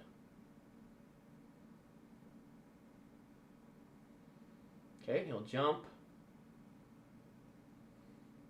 So Byron will win off pit road. That'll be Larson Elliott. Okay. All right, well, there are 6 drivers that stayed out. All right, so 6 drivers stay out, so they will start 7th, 8th, and 9th is how it's shown. That one's for Nick Mangold, ladies and gents. You beat Grandpa, good job. Hey, I don't care. Win's a win. Win is a win. That's all that matters. Win is a win.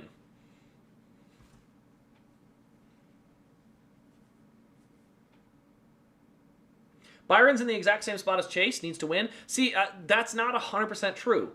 By him getting 2 sets of stage points, he's within like 13. How many spots is he? He is actually fairly close to Bell. I think he's within 15 points of Bell. So if Bell doesn't get through the field like the Hendrick cars do here on this restart, so let's say Byron drives all the way back up to 2nd, 3rd, 4th, wherever, and Bell gets stuck in, I don't know, where's he running now? 15th-ish? 15th? I don't know if that's enough points, but it's close. It's a lot closer now. Hey, the Bears are not that bad anymore. The Bears are a decent team. They're not a barn burner, but they're a decent team.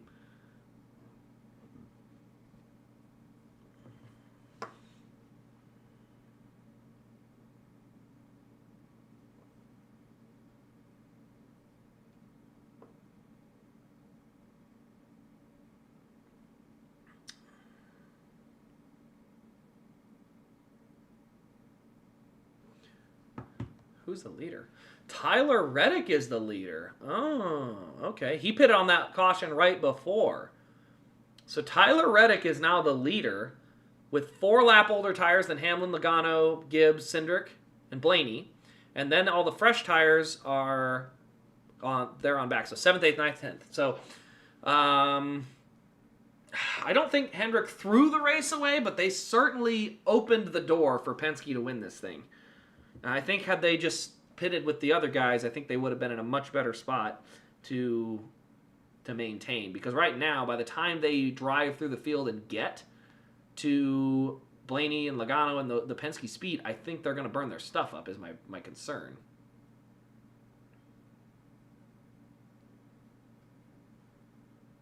But we will see.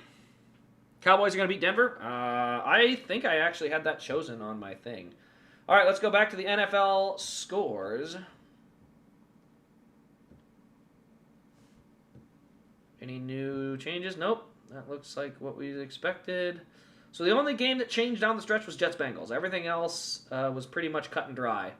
So we got Buccaneers-Saints kicking off, or already kicked off. And then we got Colts-Titans, Cowboys, and Broncos are the 3 games that will be going on now until the end of the race. So let's see here. That's just a pause. So 24 laps on tires, 4 for everybody else, so about 20 laps is the distance, and 36, but only 4 of them were under green.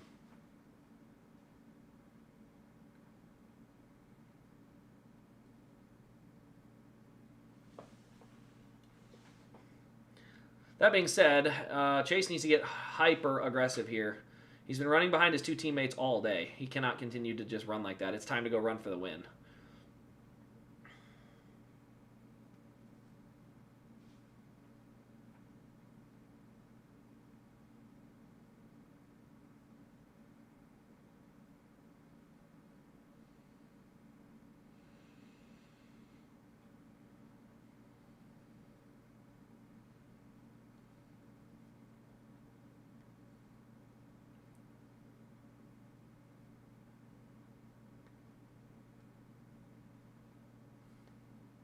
Love how the chat went from NASCAR to NFL, and it's going to go right back to NASCAR.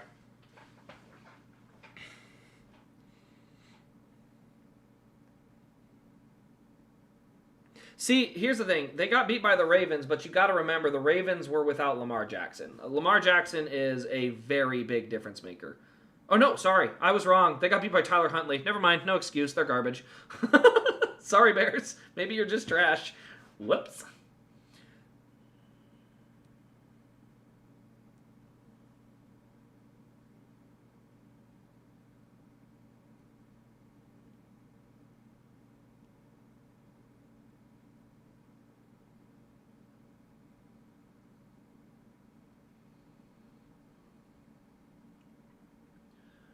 Ooh, Blaney battling really hard for that lead. He might get it. Logano slides down in 4th.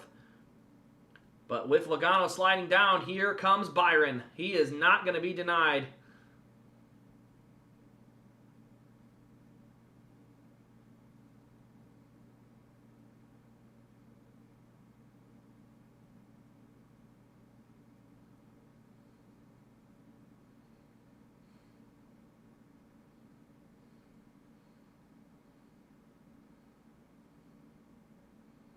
Ooh, Elliott to the outside of Byron.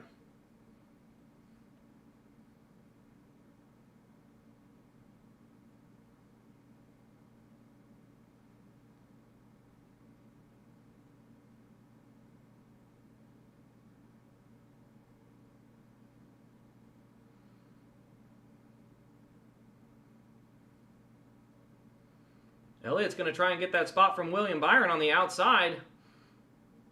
And he is doing a heck of a job battling in for that spot.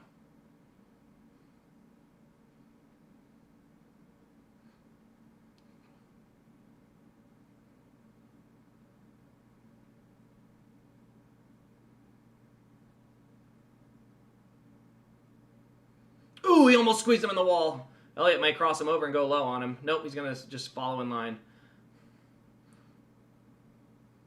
I will say that's one thing Elliott needs to do better on. You race your teammates a little harder, because your teammates are willing to wall you, fence you, and do all that to you. You can race them a little harder next time. Ooh, Larson is struggling now. He's going backwards. Right behind Bell, but I think he's going to settle in for the long run now.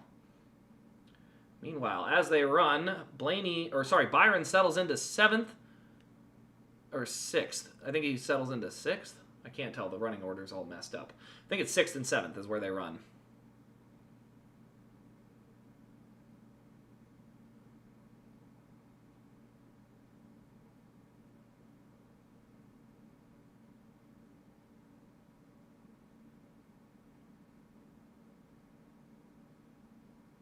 We do have a caution. It's Josh Berry this time. Goes around. So Chase started 7th, 8th, and 9th. Now he's up to 7th. So he did gain 2 spots on that restart. And he will be 7th. So he will have his choice of lane, or he will get to move up a row, depending on what the decisions ahead are made. 220 laps to go. Long way to go in this thing.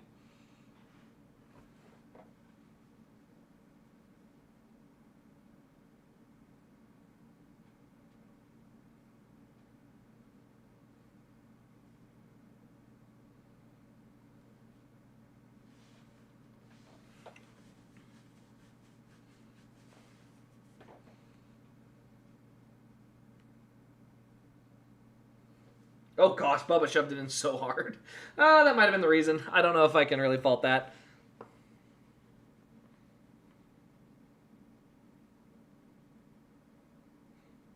Bosch Jerry. Yeah. Let's see here. What do we have? Let's see why the Bears lost. Let's go to the team stats. So, actually the Bears outgained them. They got ran hard. Like, they gave up 180 rush yards. That's going to be tough to beat. And then the 1 turnover. Honestly, it's a very even game. I think that 1 turnover and execution in the red zone are the 2 big ones that killed the Bears today. Because if you look at the scoring, it was field goal, touchdown, field goal, and that's where they ended, where the Ravens were touchdown, field goal, touchdown. So they had 3 touchdowns, 3 field goals. The Bears had 1 touchdown, 3 field goals, and a pick. So, it wasn't as dominant as it looks, but it certainly they got outplayed, especially on the execution side of things. Maybe the whole North will lose. Oh, except for the stupid Lions are on a bye, so they can't lose. Because if the Packers lose, that'll mean the whole NFC North just lost. That'd be fun. All right. So I don't think anyone's going to pit. This is unfortunately where we should have a quickie yellow. Should be a quick caution where NASCAR really turns it around and tries to make sure it's nice and quick. But NASCAR race control has no urgency in them, so we're just going to sit and wait. Yeah, while we're doing that, though, I might make a pit stop now, so that way I am good for the rest of the race. Yep, not choosing yet. I'll be right back.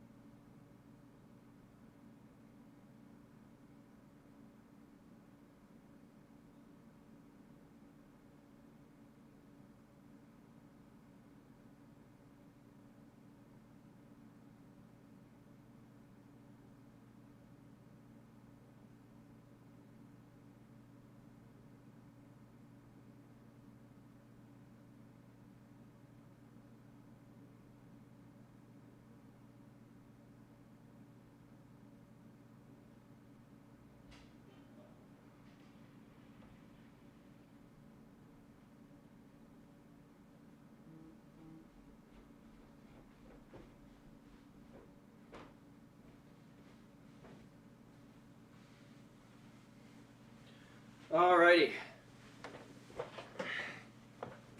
I don't know if they pit it or not. Doesn't look like anything happened, so it'll just be what it'll be from here.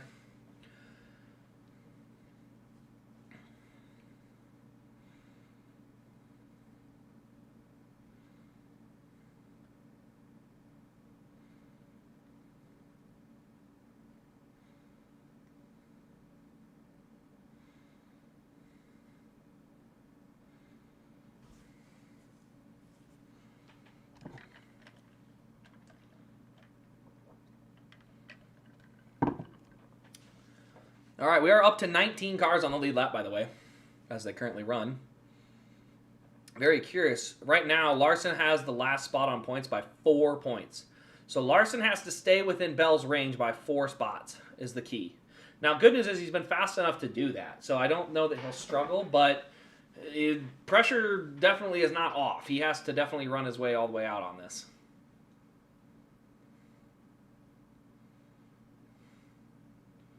We're finally choosing.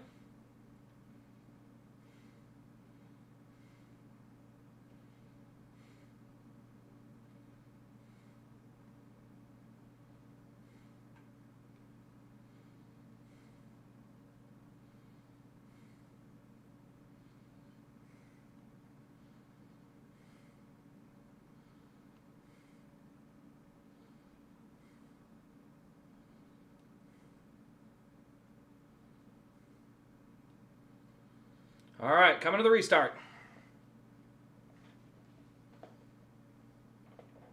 It'll be Blaney on the bottom. It'll be Hamlin up top. Reddick will be second row inside.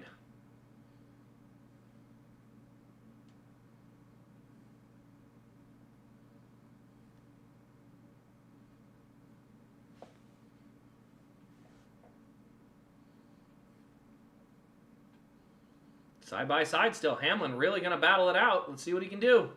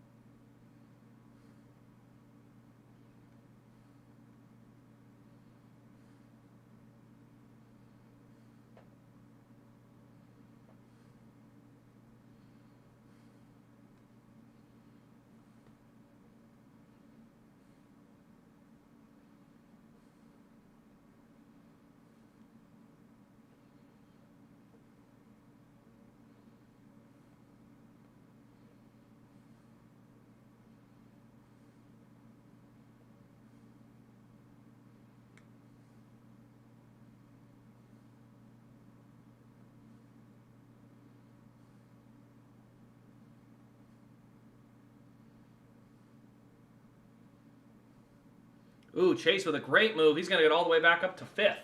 Good call. He just went 3 wide on the outside of both Reddick and Gibbs, and he's going to get both spots. Then Gibbs gets punted by Bell. Bell is now in on points. He just got that spot from Gibbs. Except I think Larson has the best finish in the round. So Larson still has the tiebreaker, but Larson is needing to make sure he does not continue to slide backwards because he is right even on the cut line right now.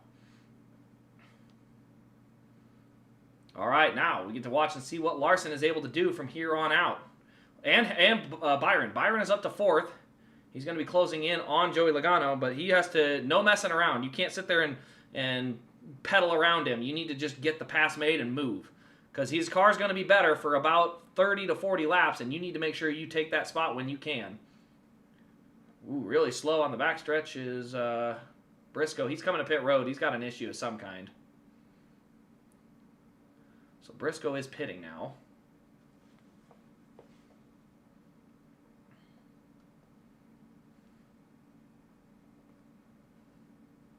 So Blaney's setting some absolutely great lap times out front.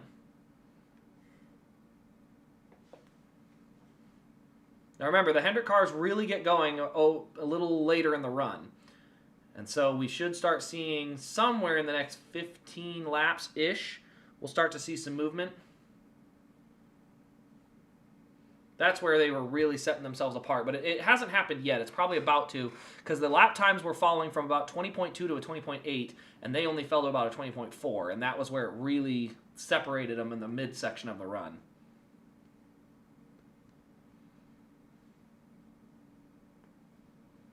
I mean, the sun is setting. The track is going to continue to change a little bit here.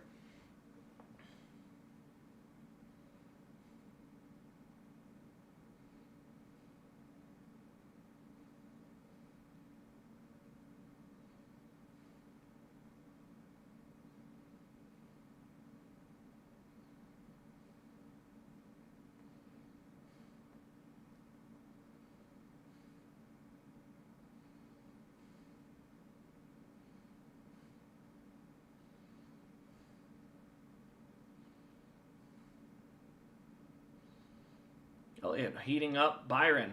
Byron has not been in traffic all day. Starting to, I think, see a little of that crossover.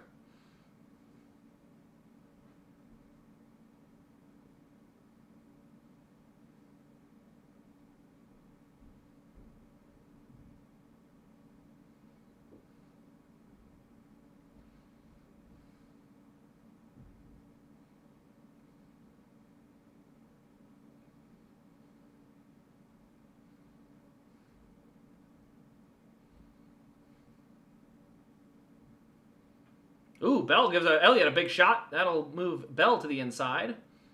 Elliott will go back up and clear.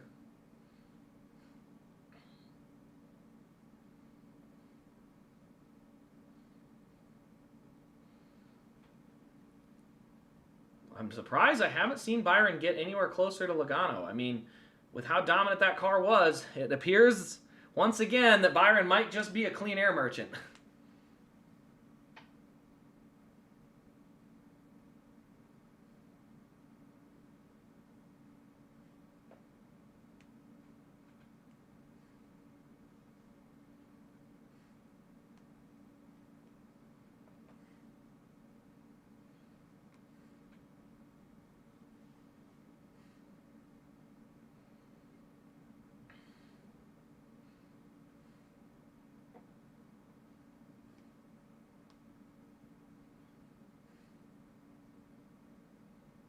Oh, they just went to commercial. We have a great battle for third shaping up between Byron and Logano.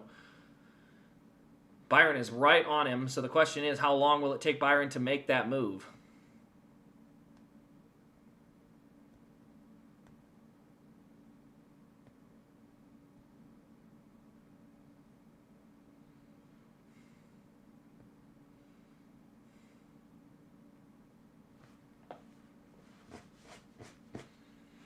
Cowboys got an interception. Oh, Bo Nix throws a pickception. Let's see here. Let's go back to the scores here. See what's all live. Dang it, don't do that. NFL scores. Here we go. First and 10 of the Denver 41. 192 laps to go. Still a very long way to go. Still at least a pit stop, if not two, is left in this one. I don't think it'll go green the whole way. If it did, though, that would be how many laps they would have to try and make it work on. All right, as lap times have stabilized, Byron has not been able to close in any further on Joey Logano, so he has kind of stalled out and gotten stuck.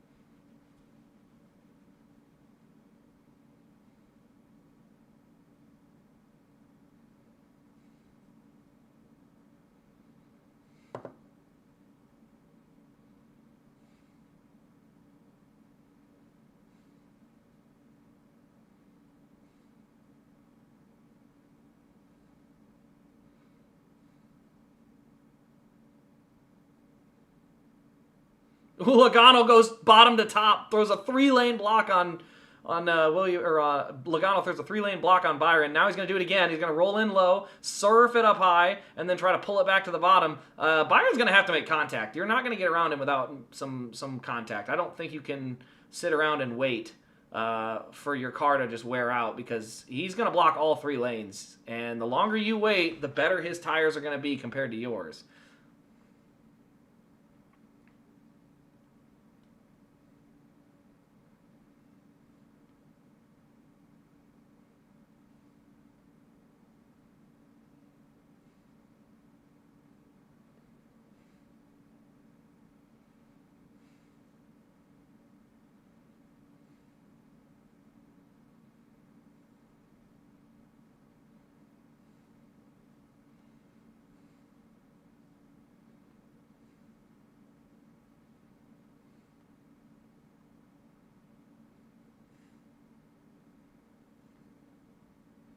Man, Byron's still battling hard, but he is gonna have to do something, I think, to get by. I don't think he can just lazily keep trying to send it off in there. I think he's gonna have to make a little contact and poke a nose in there or two. There he goes. There he got in there. Had to shove it in a little bit, but now he's into the inside. I think he's gonna clear before they even get to the back of the end of the backstretch here.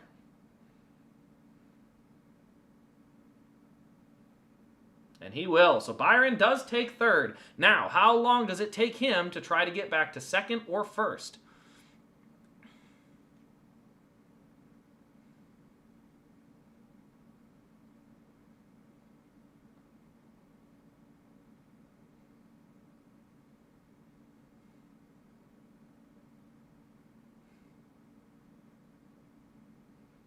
Larson is in by 2 points currently on Bell.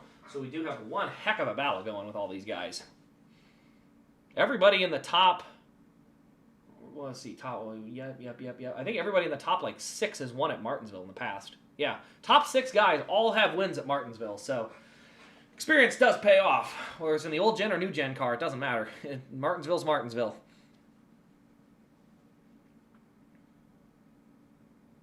All right, watching the lap times. Yeah, Byron goes to the top. He is the fastest car on the track, but now he's 2.7 seconds behind. So definitely a notable thing there.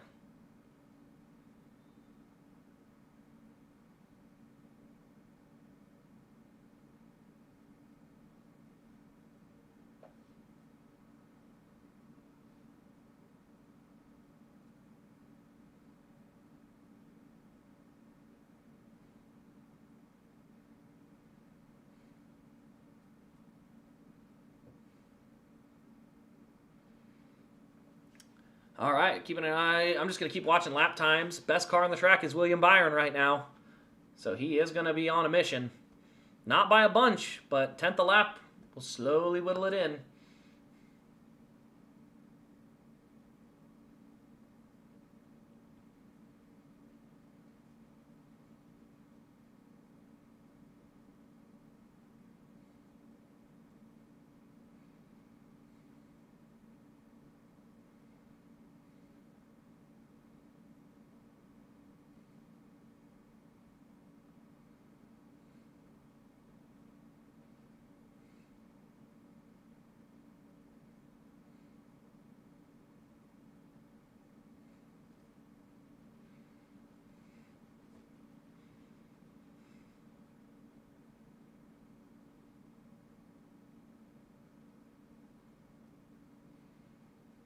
Down to 2.5. So Byron is closing that gap.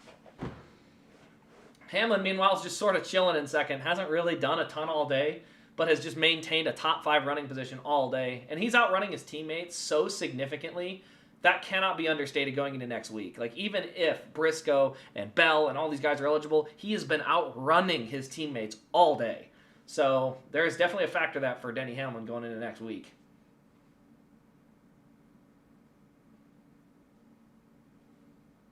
Denny Hamlin, fastest car on the track last lap around.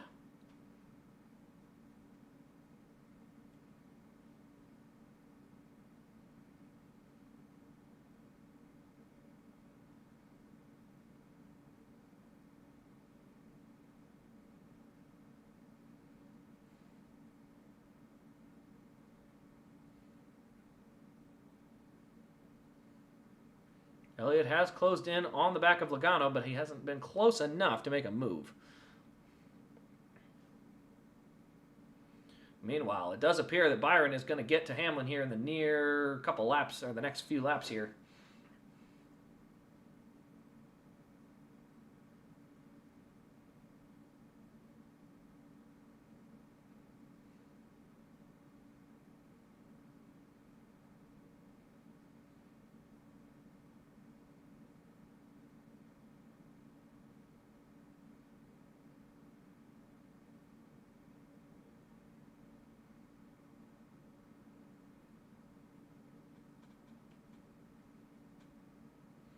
Oh, Logano, or look, Elliott going to the inside of Logano. Who is that?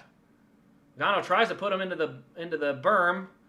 Logano squeezing him really hard. That's going to be close. I think Elliott's going to be a little less patient on how much space he gives him going into the next corner. Like, you squeeze him is one thing. You squeeze him that much, that's a little more than a squeeze. Oh, Logano goes back to the punt and doesn't quite get the punt, but here comes Bell now. So Logano with a retaliatory bump, and it's going to cost him another spot. Wasn't even a dirty move, dude. Logano just losing his temper in there or something. I don't know. But now he just lost a spot to Bell. I don't know what he was so mad about. Yeah, he sailed it in there and just pounded the back bumper. It's going to cost him a spot. I don't know. It's one of them examples where just being dumb can cost you some extra spots. All right. So as they run, Elliott now moves into the 4th position on the lap times. Byron is still one of the best. Actually, Hamlin is the best right now. Now, granted, there's some traffic and some things going on up ahead, so we'll see. But our front 5 as running is Blaney, Hamlin, Byron, Elliott, Bell. Logano has fallen off. His lap times are actually pretty bad. Like, I think he really burned his stuff up trying to hold up Byron a little bit, maybe, because he is about a 10th off of everybody all the way back to Chastain. We will see.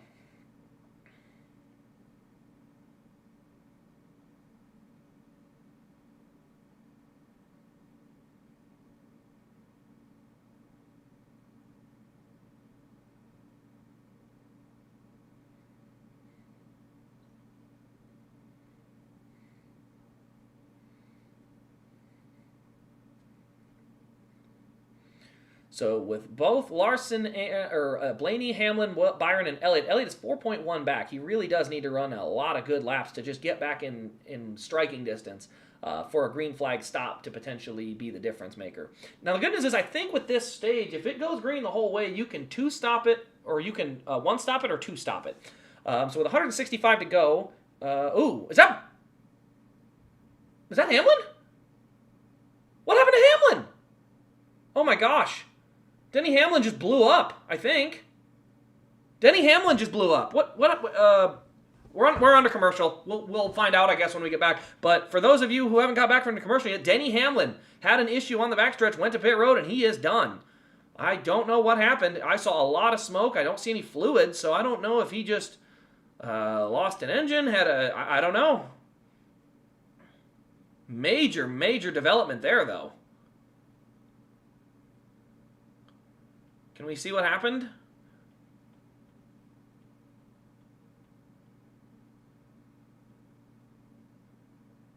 My goodness. That's a huge development.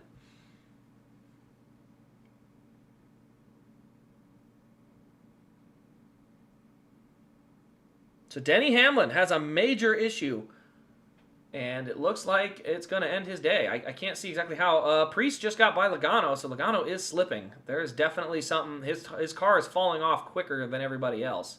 161 to go. So, yep, he is in the garage. So Denny Hamlin out of the race. I wish they would show what happened. He was literally running second. And I just saw Chase go by him on the outside, and a ton of smoke was coming out of the car. Let's see what happened here. Oh, I think it blew up. Coming out of the corner, you can see him just pull to the bottom. Yep, there it is. Bunch of smoke there. So yeah, he lost an engine. Well, that's not ideal. Yikes. That's a really big issue because that's, you can't have that next week. You can't have that. That's a big deal. Meanwhile, looking at lap times, Blaney's car has started to become the fastest car on the track, even in traffic. So 1.5 the gap back to Byron, and 4.1 the gap back to Elliott. Still 159 to go. Like I said, you can 1 or 2 stop this. Now the lap times have gotten up to about the 20.9, 21 flat second area. This is about when I would think you'd want to come and make the first of your 2 stops if you were wanting to split it that way. Actually, I need to probably see how many laps are in this stage. So this stage has been green basically the entire time.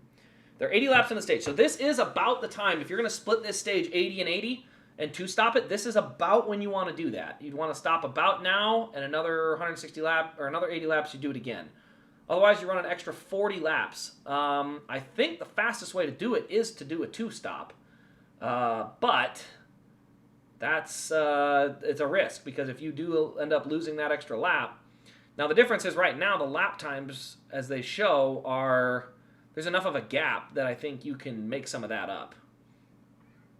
So I think you'd be able to make some of that time up if with the new tires. I don't know how much. I mean, it looks like if you can run your standard best lap time, you're about a second a lap. And so for 40 laps, you would definitely make your time up. So the question will be, do you go for the 2-stop or not? It's a gamble. It's absolutely a gamble.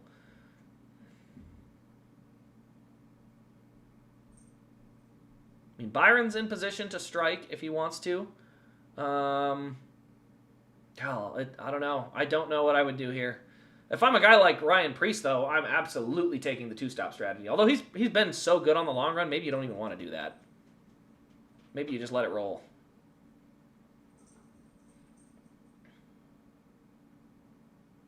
Yeah, Logano actually might need to do that. He's struggling. He's about to lose another spot to Larson, so he's going to lose 6th. And he's struggling enough on these tires. I think you got to come get those tires off. I mean, you got to go for the win, right? Like, even if you're Elliott, I mean, it's a gamble for sure. But I feel like you got to do something, right?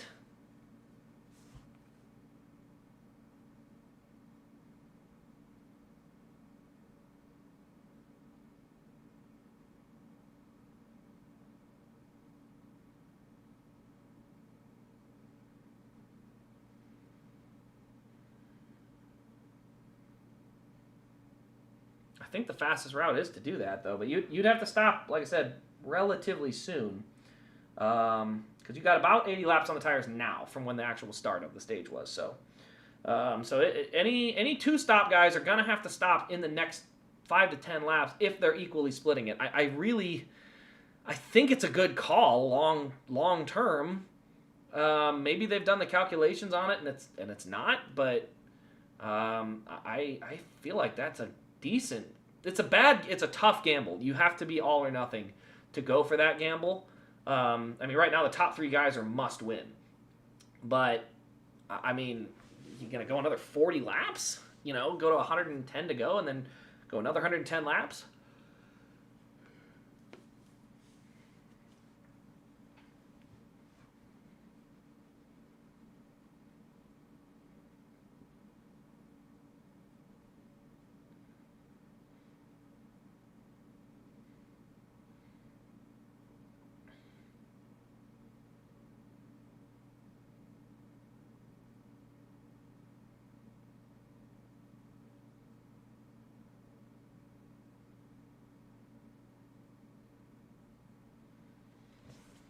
So nobody's going to do the 2-stop, from what I can tell. Interesting. Let's see, has anyone pitted in the last little bit? That's somewhere in the 300 range. Anybody 2-stop in this stage? Really? So nobody's trying to 2-stop the stage. I'm a little shocked at that. It just seems like the faster gamble. Unless the tires really don't fall off a cliff at any point.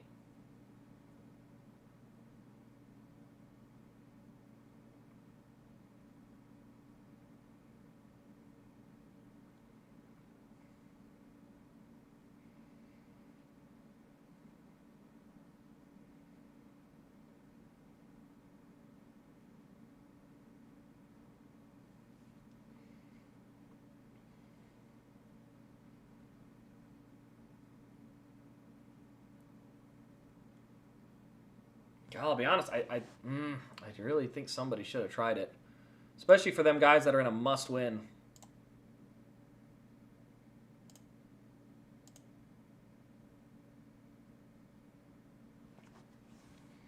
Yeah, there goes Ryan Priest to the inside of Chase. I think you're losing enough time now. I think you gotta go for it.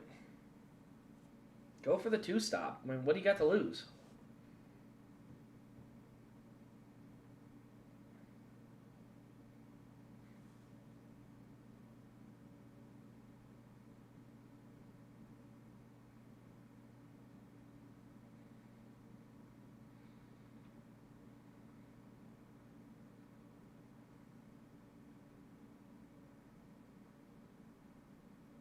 Dude, Ryan Priest is absolutely flying.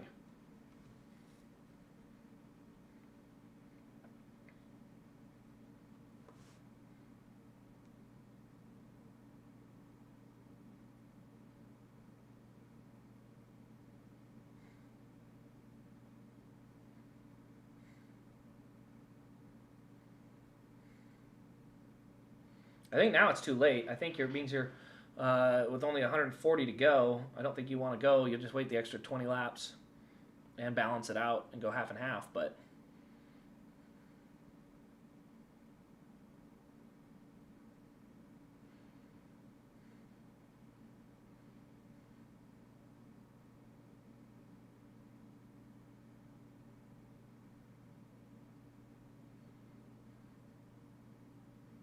yeah, Elliott's 6 seconds back. He's going to have to do something different.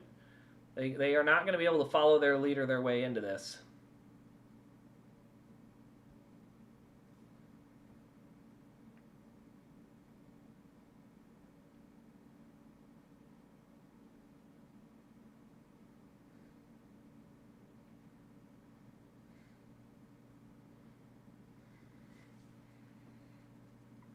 I mean, the minute you're in the fuel window, if it's 120 laps or whatever it is, I think I'm going to come a little bit early. I'm going to give myself a few laps at those brand new fresh tires to try and see if I can close that gap down.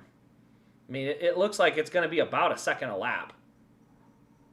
Well, maybe a little over a second a lap, but it's about a second a lap is what you would be able to get by pitting. And especially right now where Chase is, where there's just heavy congested traffic in front of him, I think you got to think about it, stopping here, and that way you got to be able to make it on fuel, though. It's going to be tight. It's going to be tough regardless.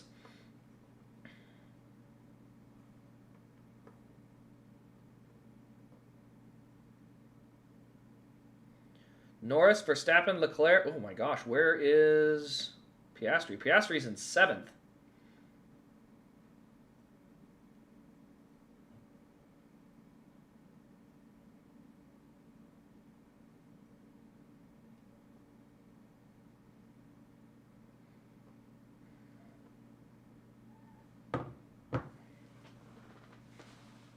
Oh, that's a key cap. Crazy other one.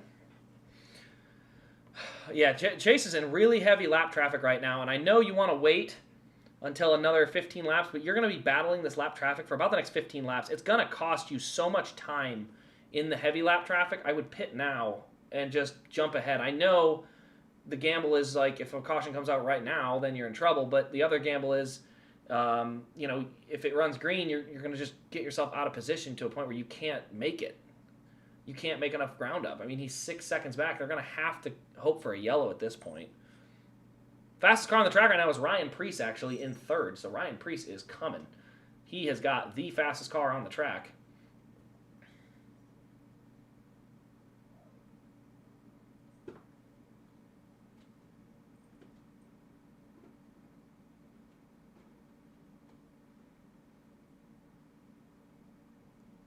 Yeah, he's 8.4 back. He's got to stop soon. I don't think you can continue to just run. 140 to go. 132 to go. 132 to go. 108. I mean, you're definitely going to put more laps on your other sets of tires, but it's only by about 20 laps, 10 to 20 to 15 laps. I think the gamble's worth it. I think you got to stop early. And if you beat him to pit road by 10 or 12 laps, you will have older tires, but you will also be in the lead. So if another caution comes out after 25, 30 laps, you will lead them to pit road if everybody comes. So you're at this point, if you're Chase and a must-win, you have to stop first or last in the sequence. You cannot come in the middle of the sequence with everybody else. You need to be first on pit road or last. No middle. Because if you're in the middle, you're not going to go anywhere. Yeah, his lap times are definitely off now. I think he needed to do the 2-stop. But hey, it's a gamble.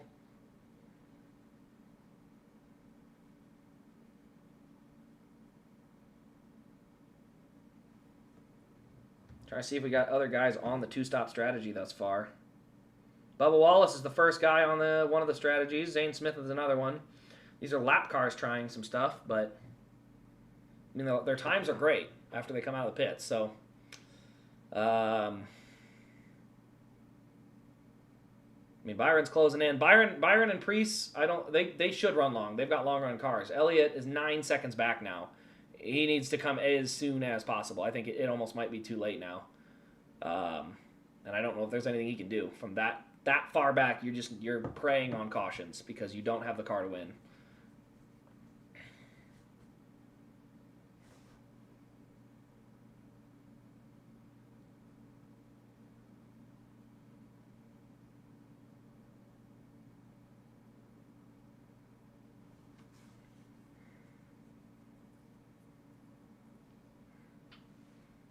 Logano came. Logano to pit road.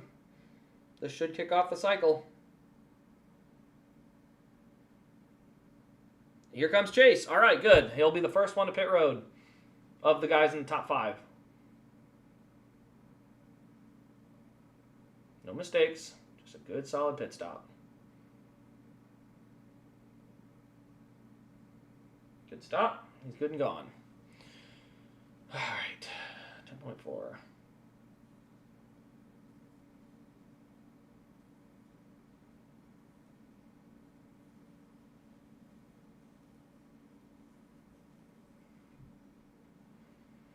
Like the call. I would have liked it a little earlier, to be honest, because I think everybody's going to pit now. I mean, Byron's already in on this next lap, so I would have liked to have been the first one to make that call, and I would have liked to make it a lot earlier than that to really force somebody's hand if they want to run this thing all the way out.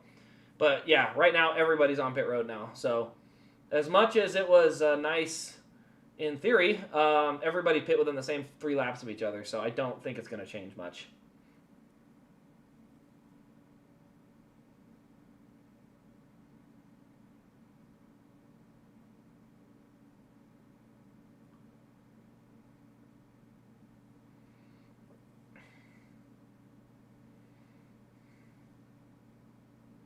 Oh no!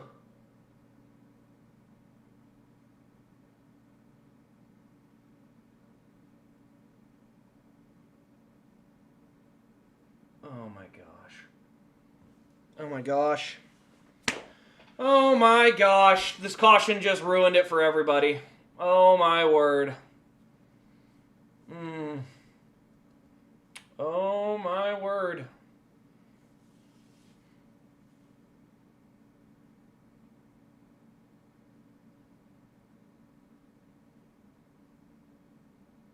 Byron just... No. Jones just lost it right in front of him.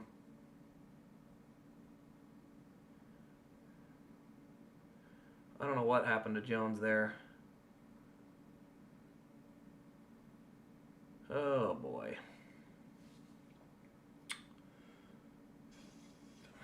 Yeah. Damn. That's pretty much it. That'll pretty much do it for Chase. That's the gamble, man. Now, I'll be honest, had he been able to pit a lot earlier than that, and I mean like 7 or 8 laps, he probably would have been back on the lead lap by now. But because he didn't, he's not even the lead, he's not even the lucky dog, as Ryan Preece is. So, yeah, that's a big time problem, because now you're going to be not in a bad spot, but you're going to be tail of the longest line, and that's going to absolutely kill you. Dang it, that stinks. That really stinks. Because now you're going to be buried in the field. Man, oh man. Oh, wow. Wow. What can you say? I mean, even if it's 4 laps down the road, if that happens, he'll be the lucky dog and he's on the lead lap. And now he'll have to wave around. There's no choice in that matter. But yeah, that's what I mean. That's why I wanted him to go a little earlier, because you put yourself in a position to be up with the leaders, and like Byron and Blaney are on the lead lap. They're fine. They're perfectly fine. But guys like Elliott and Priest just barely are a lap down, and now they're stuck. You know, had you pitted even 3 laps sooner, you probably would have been past Chastain at that point, and you would have been on the lead lap with everybody else. Whoa. What's going on with Cindric? He just pulled over and stopped.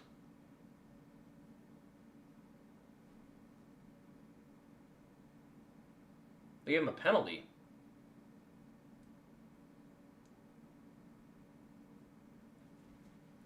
What was the penalty for?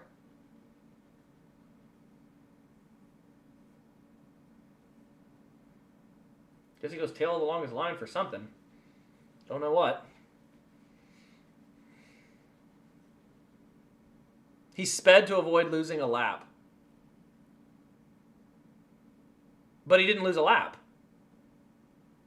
So he still didn't give his lap up. Or did he?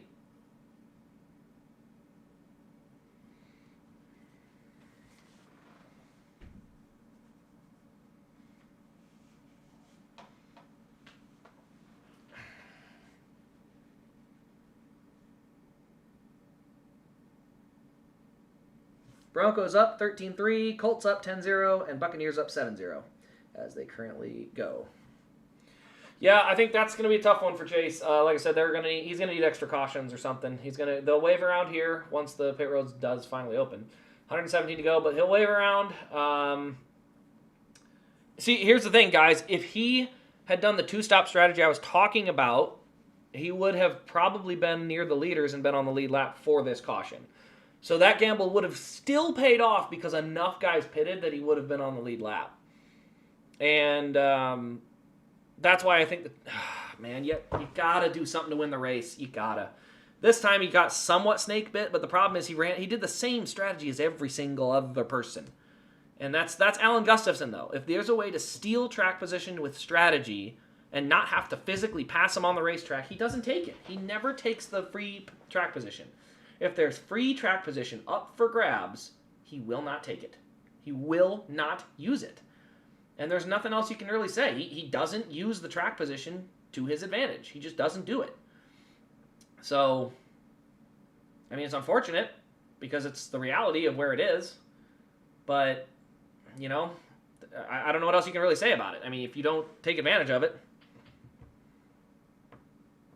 Everyone did what Chase did. Yes, I understand. But if Chase stops when I had said originally to do it, which was literally 40 laps prior, everyone else would have had to then change to a 2-stop strategy. Which, by the way, if everyone changes, then it's a different type of race. And Chase had a better car for that 60 to 80 lap run. He didn't have a great car for a 120 lap run. He had a great car for an 80 lap run. So run 3 80s rather than 2 120s. Do what your car is good at. Is the key. And again, you're also just gambling. You are gambling. Because if everyone else says, nope, we're not doing that strategy, and a caution comes out right here, 40 laps on new tires compared to what everyone else had, he might be running ahead of William Byron and Ryan Blaney. And so then when he pits, he gets to go put brand new fresh tires on from 3rd, 4th, 5th. Now, I think Blaney stayed out. So I'll have to look when they cross back around and they actually get to the scoring.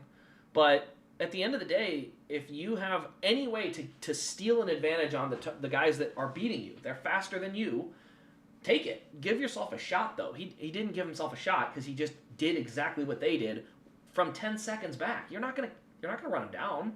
You're 10 seconds back. You're not running him down from 10 seconds out. Do something. That's all I'm saying.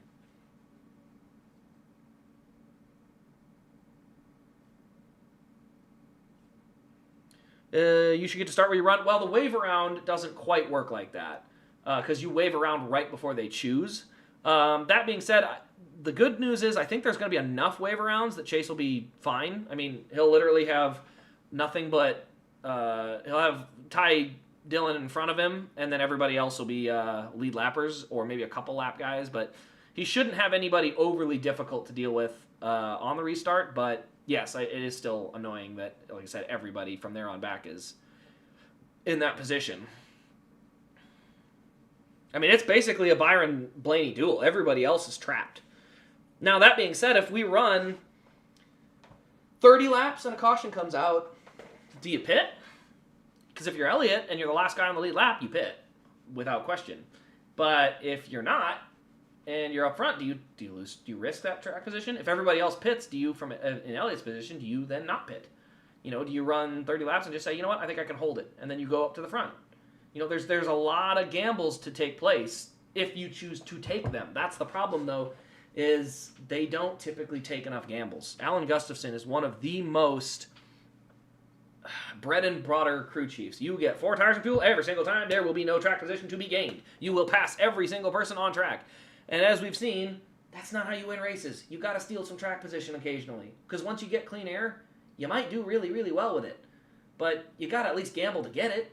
You know, you got to give yourself a shot. So, yeah, just, ooh, that's right. Actually, Elliott will be 8th because Cindric has to go to the tail longest line for the penalty. So Cindric's penalty is actually really big because not only does he stay a lap down, he also goes to the tail of the field.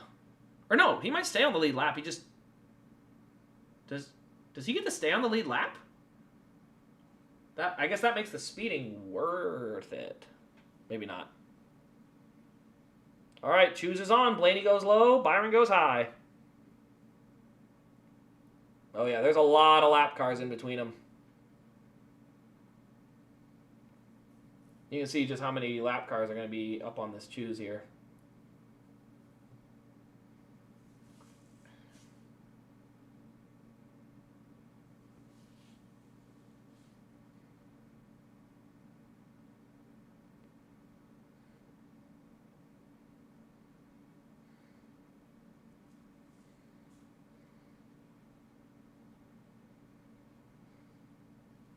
All right, we're going to be coming to the green. So at this point, it's going to take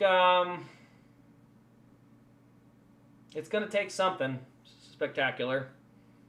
Don't know what exactly it'll be. I mean, he's going to have to, you know, it's going to take a caution for sure, but it's also going to take a caution with some opportunities with getting past some of these cars too. So on to the restart. Blaney with a nice jump. He is clear by turn 1. So Byron will send it in high, but he will not be able to get there once they accelerate off the corner. Byron should get single file in line, and it is going to be a duel between the front 2.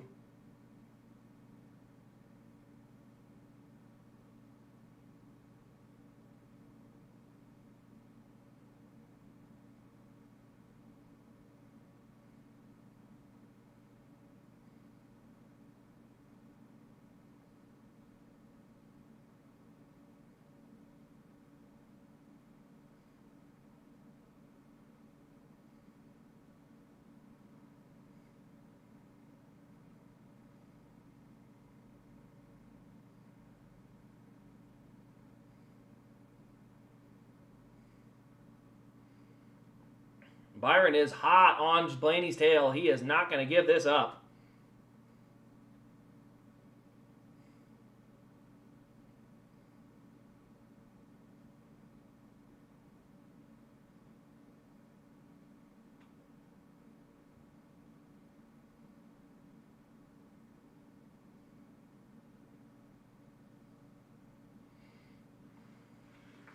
Got a very good battle going on for that lead.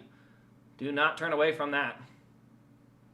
Cole Custer running 6th, by the way. Shout out to Cole Custer.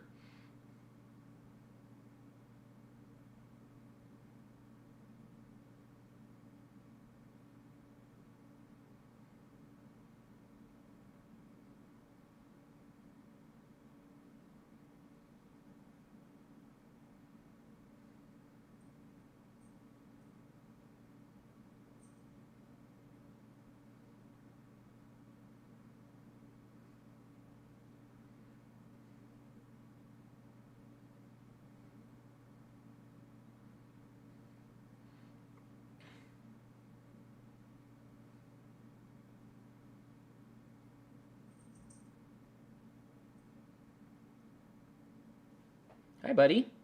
We got a guest. Oh, he didn't want to stick around. What do you think? Still got an hour for food time, buddy boy. He's gonna make his appearance.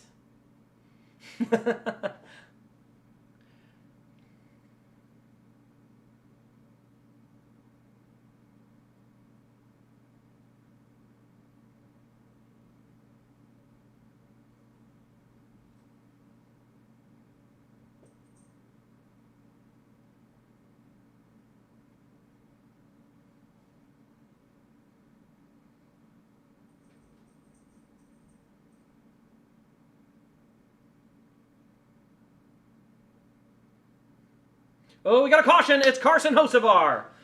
Okay. Now, this caution is a big deal for the guys in the back for two reasons. The first of which is they will now get to start where they actually are running. So right now, where Chase Elliott's running his 8th, but he's like 12th or 15th on the track. Meanwhile, the guys on the lead lap only go back to 16th. So you do have an option here to pit and try to get some fresher tires than the guys behind you. So if you're Chase Elliott, do you lead the charge of the guys in the back on and give yourself a tire advantage? I think you got to do the opposite of the guys in front if you're Chase. You're not going to pass 9 cars. It ain't going to happen. So, if you're going to pass the 7 cars in front of you and you're Chase Elliott, you need to do whatever William Byron and Ryan Blaney do not do. William Byron and Ryan Blaney pit, I'm staying out. If they don't pit, I'm going to pit. I'm doing the opposite. I don't think you have to think hard on this one. You need to win the race. You have to beat the 12 and you have to beat the 24. How are you going to beat them? In my opinion, you're going to beat them on pit road, either by doing the opposite of them, or by doing the opposite, whether it's by staying out here or not staying out here. Oh, he tried to stuff that in there. That's on Carson. That was a bit of a late block. Yeah, he wasn't going to cut you a break there, buddy. He wasn't going to give you any extra room. So that's going to go on Carson.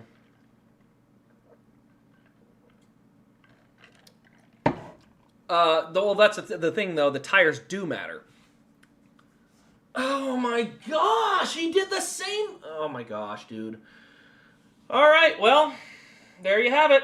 They did the opposite of everybody in front, or the same as everybody in front. Everybody behind him pitted. He will be the first guy on old tires. My gosh. Alan Gustafson, you are such a brainless moron. I cannot believe how freaking bad he is at this. He's going to be the only guy on old tires, right? What are you doing, dude? Golly, he is so bad at this. Joey Logano is going to be the first guy on new tires, by the way. I cannot believe how bad he is at this. This is so ridiculous. 4 years with this car and he hasn't adjusted?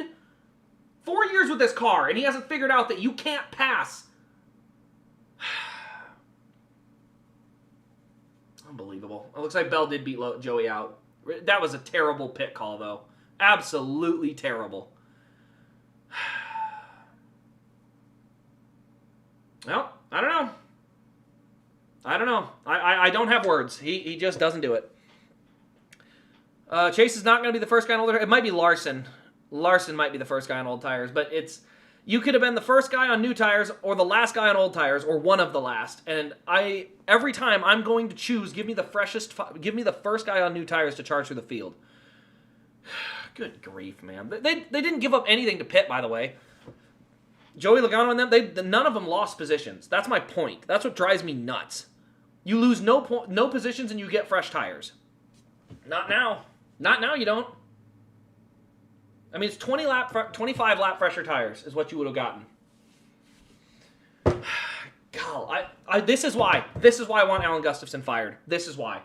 I get that they have shown speed. I get that. But he is so inept on the pit box. He has been so inept on pit calls his entire career. Jeff Gordon fans will tell you this. He was so inept on the top of the pit box late in Gordon's career. How many races they could have won where they're like, well, had we used any strategy, we could have won, but we didn't. Oh my gosh, man. It drives me so nuts. You have to win. This is not just a regular old, Sunday in the middle of April. You have to win here. Doing the exact same thing as Blaney and Byron, to me, with this many laps to go, makes no sense. You had nothing to gain on those guys. You gained 0 spots by not pitting. 0. Gained not a single spot.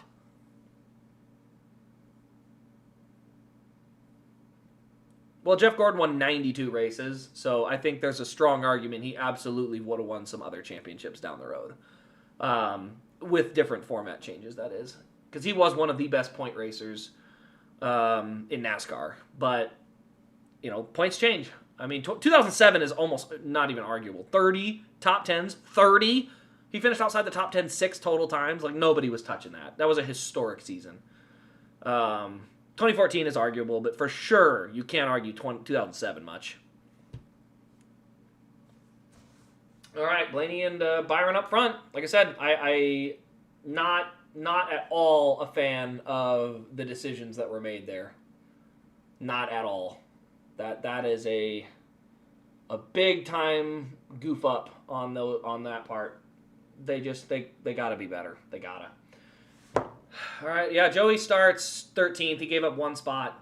He gave up nothing to Pitt. So that's all you can say, man. That really is. There's nothing else you can say at this point because if you just continue to do whatever everybody else in front of you does, you're just going to continue to get the same results. You're not passing that many cars. I don't know, man. It's frustrating. So frustrating. Because I know he's got a decent car. He doesn't have to have the best car in the world to go win this race. But you got to give yourself an advantage to go win the race.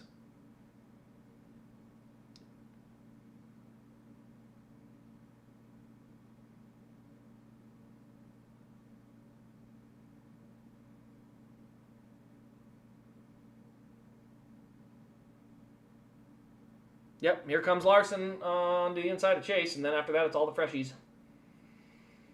Man. Such a boneheaded decision on the pit box, dude. I just don't get it. For Larson, he's point racing. I somewhat understand that.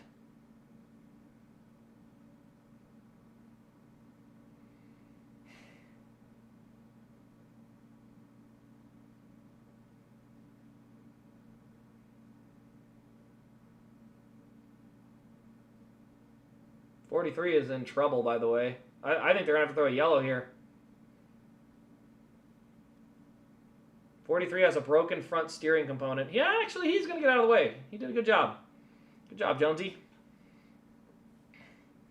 So Elliott's in 7th, but he's going to need like a 60-lap run before a caution comes out or something like that. There's not going to be any other way for him to go win this race.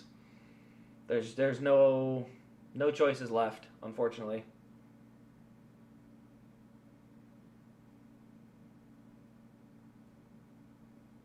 Because what happened is, I'm not saying you would have drove to the front, by the way, from the pitting, but what you did give yourself is if another 30-lap run happens, those guys are on 60-lap old tires, so they will pit, and then you get to stay out on 30-lap old tires like these guys did and try to hold them off. So you're just giving yourself options, and that's why it's so frustrating, is because, like, you need options to try to go win, and to give up all of your options, man, I don't like it. I think there was so many better ways to have gone about that.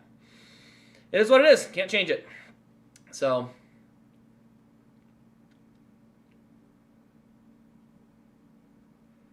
Chase going to cross over. Looks like he's going to look low on Priest.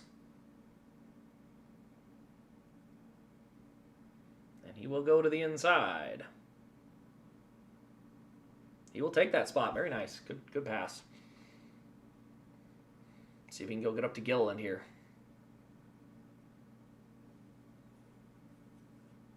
Yeah, Byron needs to not dink around. He needs to go get this spot. He can't keep dinking around here and hoping that, the 12 makes a mistake. Like, you need to force his hand. You need to race him really, really hard. I mean, get on a bumper, get all over the back of him, whatever. All right, Chase goes to the bottom of Gilliland. That'll be for 5th. So Chase should take that 5th spot and move on. Hi, kitty boy. Another 20 minutes. All right, so Chase moves into 5th. Ooh, Ty Gibbs with a big lockup. So Chase is back to the top 5. But again, I mean, he's not going to have near the pace that the guys up front have. Not from where he's running.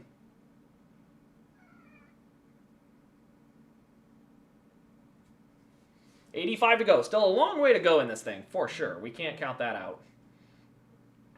And I mean, I guess Blaney and Byron could absolutely end up with some contact or something, but You know, this thing runs green. I just don't know how you would run him down from that far back.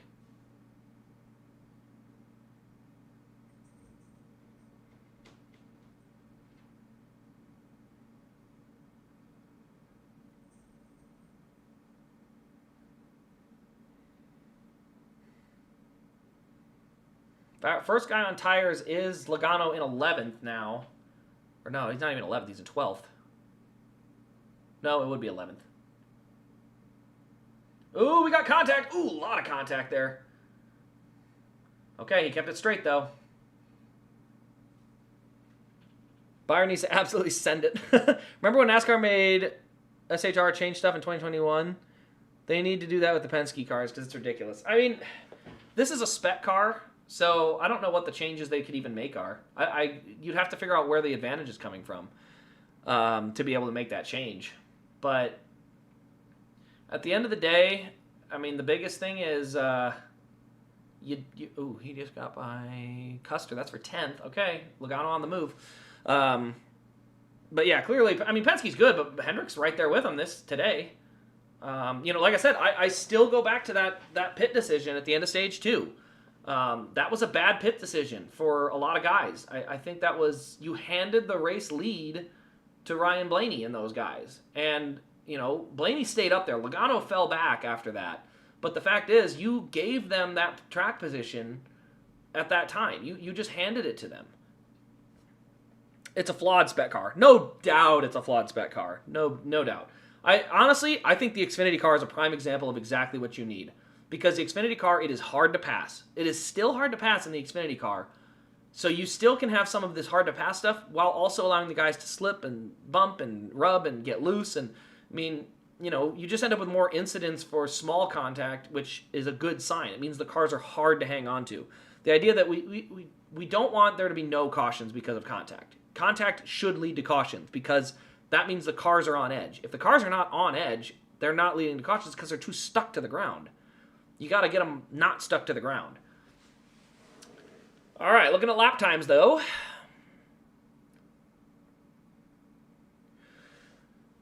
Looks like, I mean, the top guys are the top guys. I don't see anything really to dispute the difference between the two of them. Chase had some pretty good laps there running down the 21.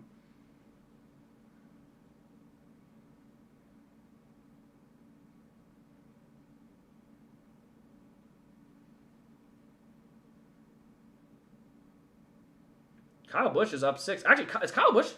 Kyle Busch is the first guy on new tires, by the way. Don't look now. He's running 9th. KFB. They bring the Xfinity car Cup. They won't.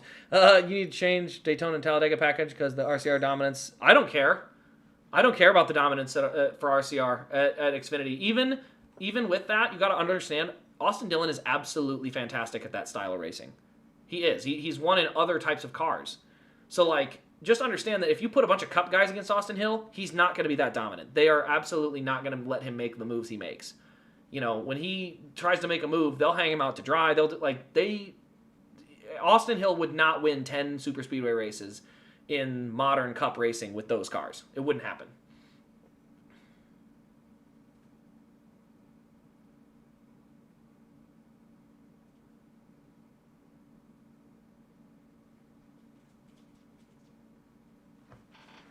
No, don't do that. Don't bite that.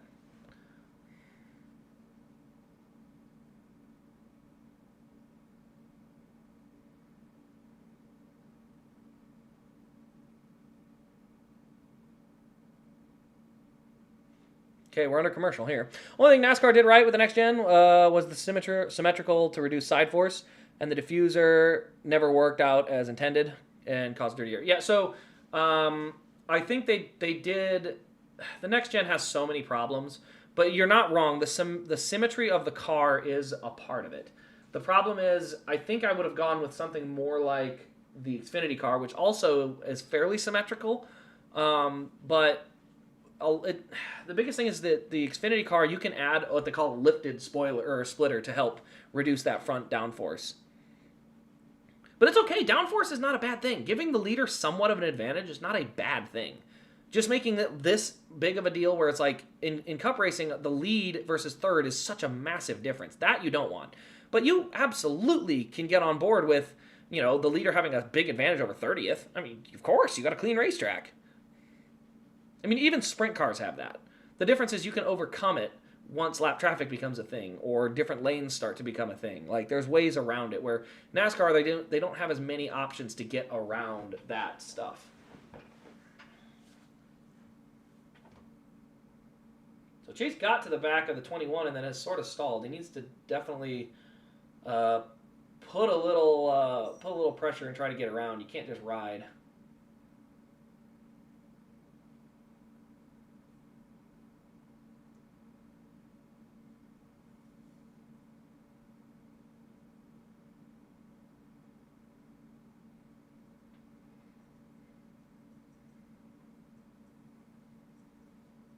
.66 to go.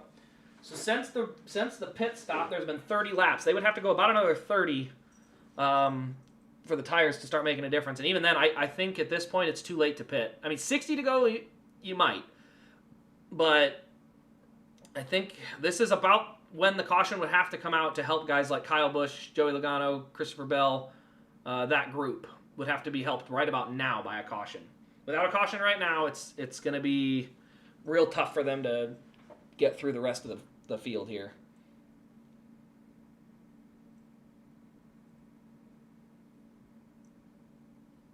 What are you doing? Hi, buddy. Who's your good buddy boy? Especially the prize money. One win the Daytona 500, you need to have a major choke and lose the title. What?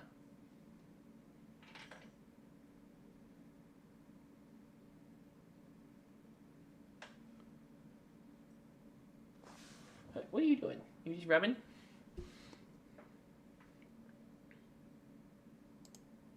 Just rubbing.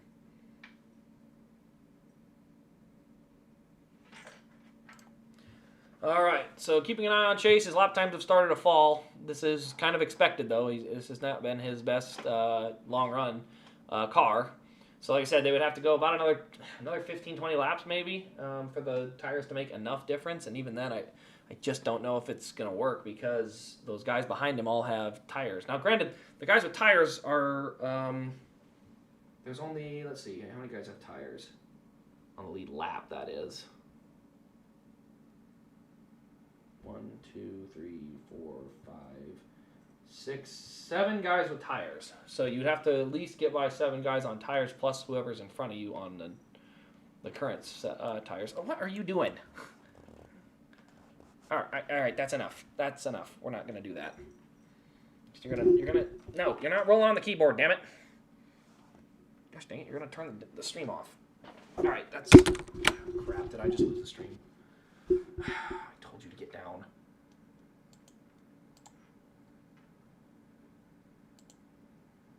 All right, looks like we're good. Okay.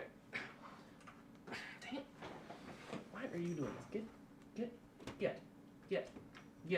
Go. Get down. There you go. All right. He can be cute when he wants to sit, and then he wants to start hitting all the keys, and then I can't have that, because then he's going to lose it. Winning on strategy is backing into a win? No, it's not. Not in my opinion.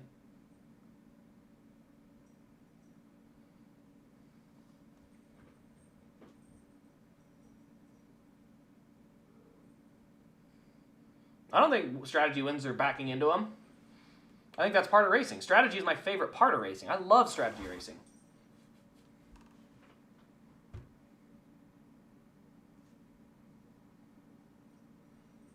I think the format is what gives it a bad look.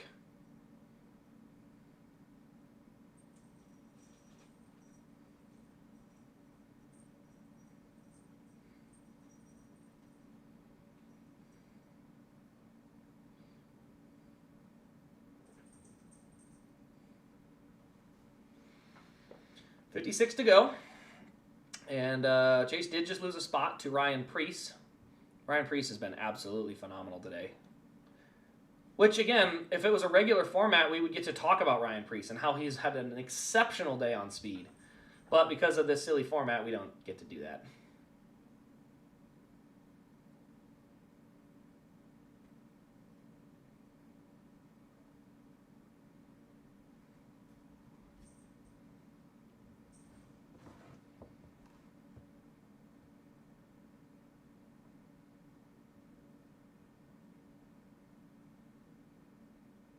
Piastri's in 5th. Verstappen 3rd. Norris in 1st. Still points to be gained.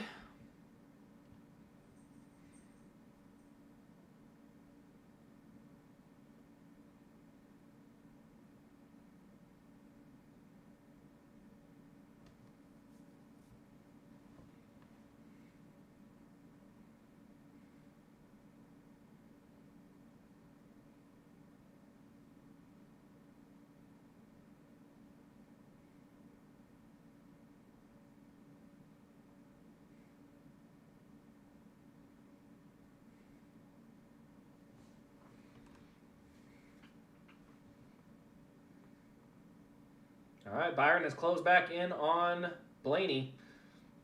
51 to go now.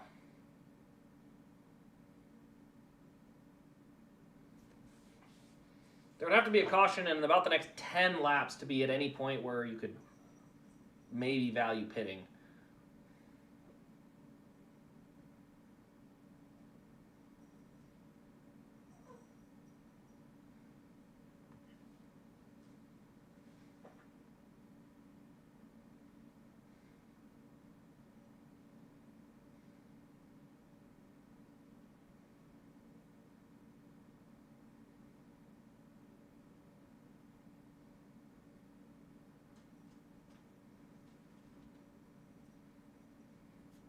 And do you think Larson is very unlucky sometimes? He should have won Vegas, Texas, Vegas 2. Yeah, I mean, he's definitely... Like, Larson has a lot of the luck things as well. I think Cliff Daniels does a better job on strategy, but, you know, this car especially just allows that. If a late race caution comes out, you're just screwed because everyone's going to do the opposite of you, so you are just going to lose. You know, if you think about it, he should have had a lot of wins that he didn't get. And, you know, I mean... Honestly, I'd say Hamlin had a few of those. I mean, Kansas, he should have won Kansas, but it just didn't work out at all for him. But at the same time, I feel like those kind of go and come around if you put yourself in position. Where that's the issue for Chase is he's not typically been put in positions to win those races. You know, he stole one at Kansas, and Atlanta, he ran well all day, and Atlanta's Atlanta, so I don't know if I count that. But, you know, it's a thing of like... It wasn't Denny's fault. I'm just saying, like, sometimes races just don't unfold your way, and you may have the best car and the best driver that day, and it still doesn't work. It just happens that way. So in situations where it's like that and it just doesn't work out for you, I don't blame anybody, but sometimes you just get to steal one. Like I said, Chase stole Kansas. No doubt. I'm okay with that. You know, he should have had Dover. So Hamlin got Dover, he got Kansas. That's about an even trade as far as they, you know, he should have had one, he should have had one, and they kind of switched and swapped.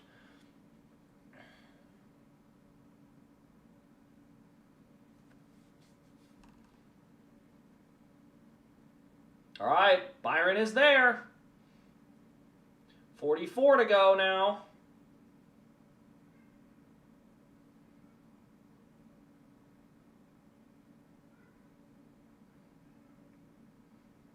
Ooh, Blaney's starting to struggle. Byron going to send it in low. He's going to make a lot of contact. Shoves Blaney way up the hill. I mean, that was a dive bomb to end all dive bombs. We'll see. He better drive away now, though. Because at this point, you do not want him getting back to you.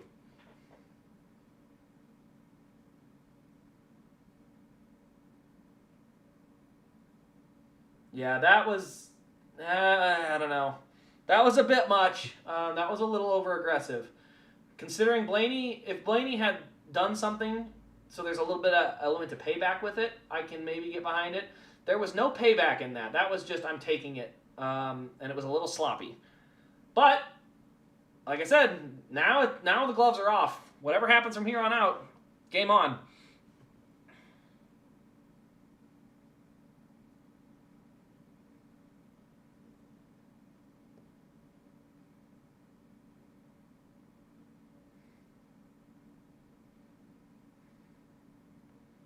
Because I don't think he's going to be able to run away. Blaney's still running. Yes, I agree he's still running, but that was more than just a nudge or a rub. That was a pretty aggressive force a guy through the middle of the corner and up into the third lane. That was a pretty legitimate size of ascend. I don't know why McDowell got right down in front of him. I don't think Blaney's going to be appreciative of that. He didn't ruin the race. No, by no means am I saying he ruined the race. However, I think if you're Ryan Blaney, you would like a little bit more respect given the fact that you didn't do anything to him. Like, hey, we're racing for the lead, so, like, race me for it. Don't just knock me out of the way. Because it's essentially what he did. He dove it in way too deep and sent him off the bottom. So, just it's one of those, like, there should be no penalty for it. But at the same time, if Blaney, sends it in there and knocks him way up the track at the end of the race, it's now justified. Now it's justified. I don't disagree. Well, he's faster and he got to go, but that means you better go. Because Blaney's still right there. Do not let Blaney get back to you, because if he hits you, you have it coming now. It's 100% justified if you get knocked off the track now. Or knocked up the track, I should say. Larson is 10 to the good as they run.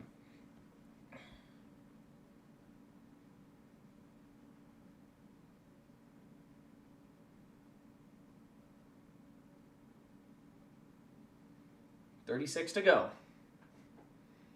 Meanwhile, if these front two tangle too much, the battle for third is there. Ryan Preece has gone by and gotten both of them.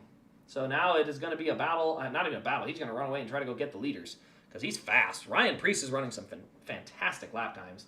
4 seconds back with only 30 to go is going to be tough. But it's not impossible, especially with the traffic being as hard as it's been to move through.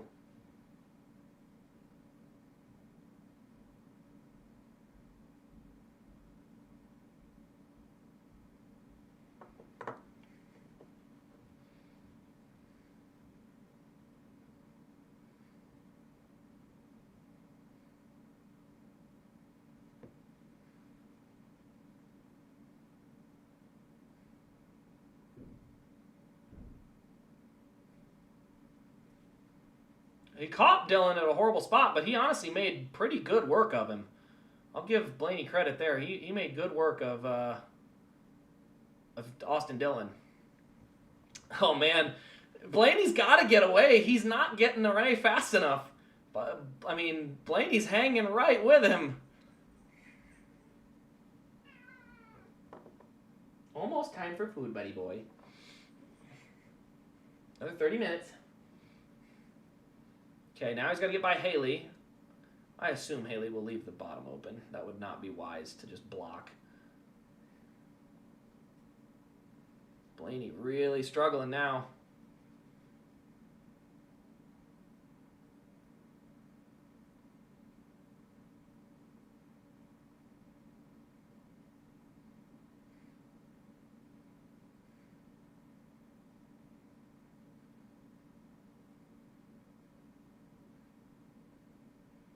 Got by Suarez in a quick hurry.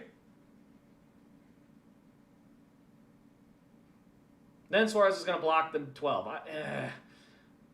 Dude, I don't like that. If you're pulling over for the leader, you better pull over for second place, because that just looks bad. That looks like Chevy blocking for Chevy, and I'm not a fan of that, because, now we got a Ford in front of him. Is the Ford supposed to jack on his brakes and screw him up and slow him down? Nah, you just got to keep racing. You can't have the manufacturers determining winners based on how the lap traffic decides to race the leaders. We don't want that.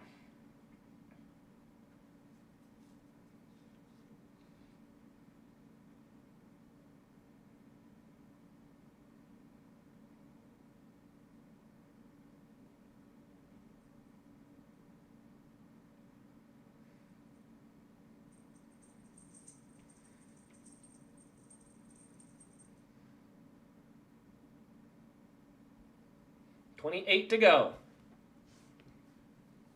Daniel Suarez is going to Spire next year. He got another ride.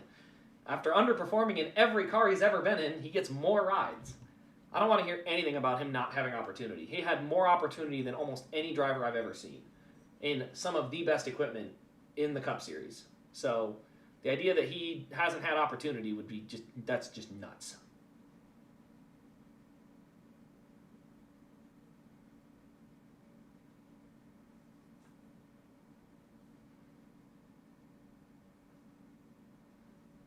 .26 to go. This runs out. This might be Byron's day. We'll see, though. The lap times up front are literally mirroring each other. They have not given up any space on each other yet.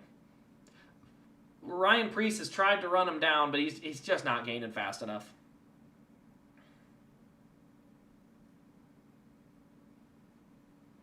Carl's rage quit was 100% justified to me.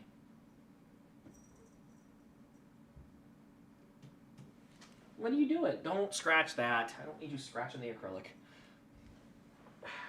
No, do not bite it. All right, you're being a freaking problem tonight. Come on. We don't need to do that. We don't need to start knocking into stuff and trying to wreck it. That's silly. Got 30 more minutes. You can do it.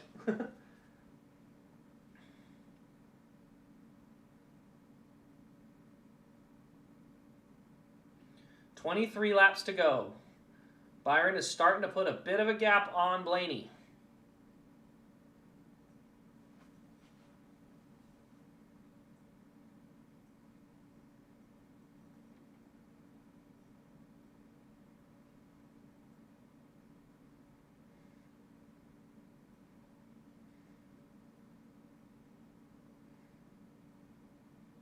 Keselowski, classy move, moves right over. I assume he will do the exact same as soon as Blaney gets to him. Because that's Keselowski.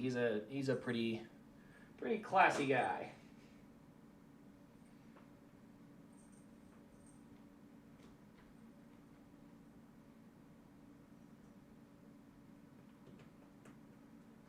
Yep, here comes Blaney. Keselowski will just pop high, and he'll make sure that Blaney clears him before corner exit. He will not hang on his outside.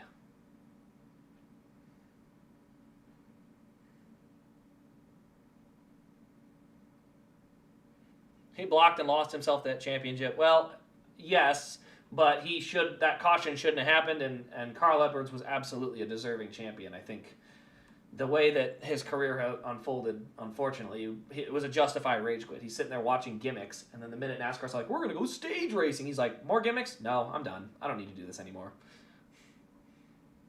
No, not 2016, 2011. 2011 was a fantastic season for Carl. 19 to go. It's about an 0.8 of a second gap. Yeah, Preece is actually falling further back now.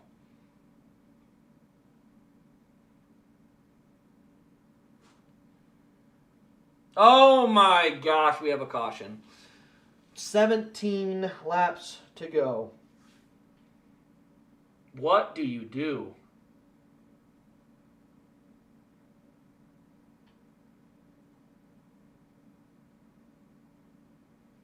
I mean, they've got like 80 laps on their tires now.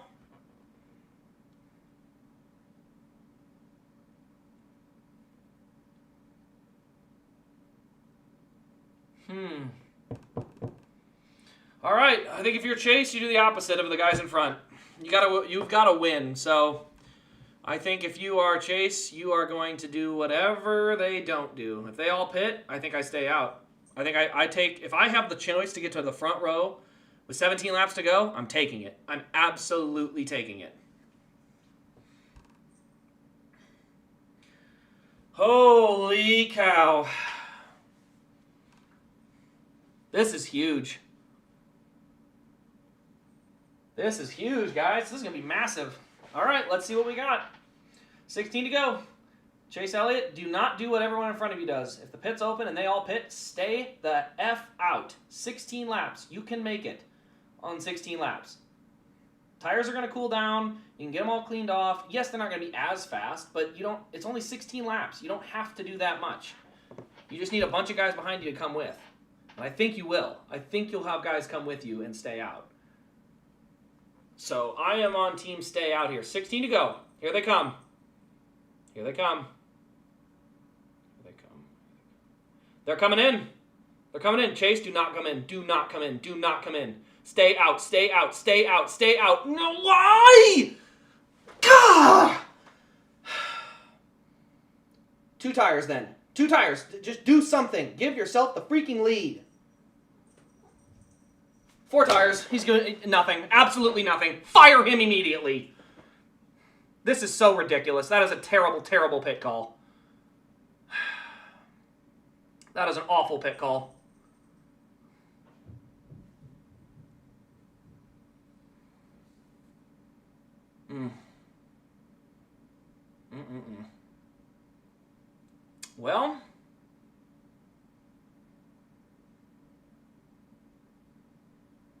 Blaney did 4. That's only 10 to 15 laps. That's not that many. Who stayed out? I guarantee you Logano stayed out. Oh my gosh. How many people stayed out? My gosh.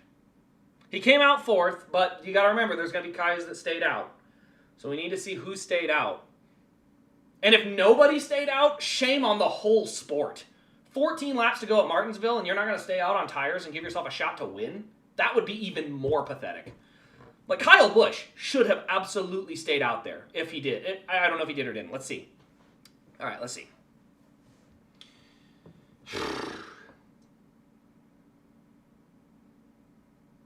Waiting to get an update.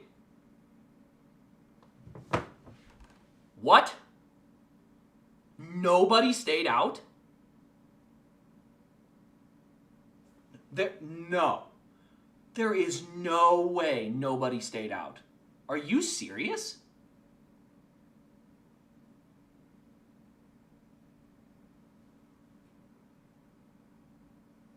I am shocked. I am shocked.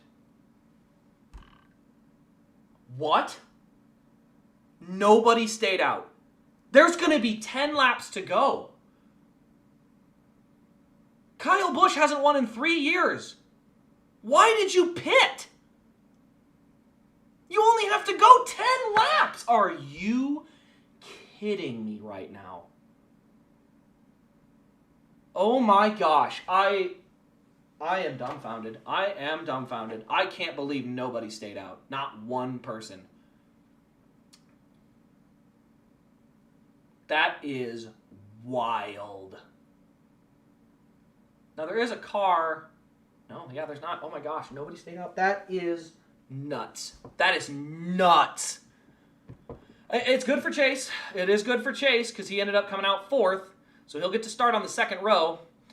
That being said, what in the world were they thinking? I can't believe nobody stayed out. Chase is going to go 2nd row high side behind Blaney.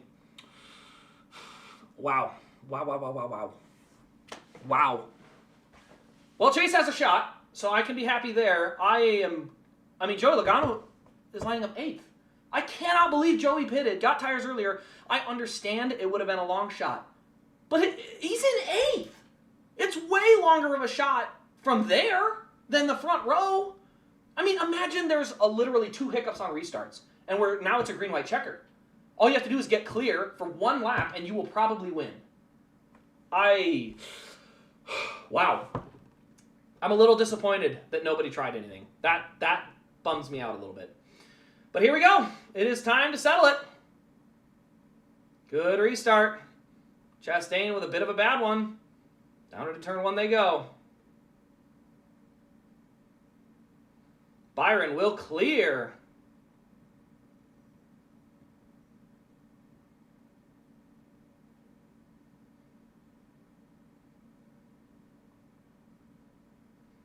Ten to go. Ooh, Byron is gone. I think they had a different set of air pressures on this set of tires.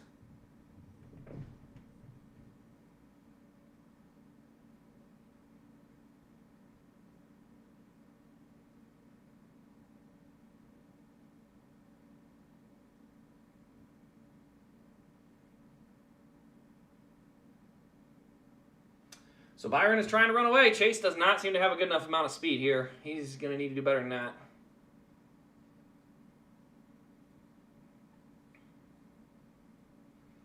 Nine to go.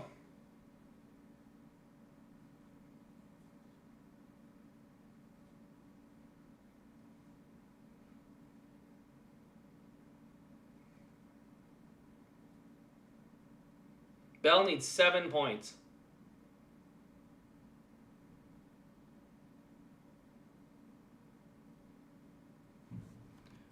So with 7 to go, Byron is running off.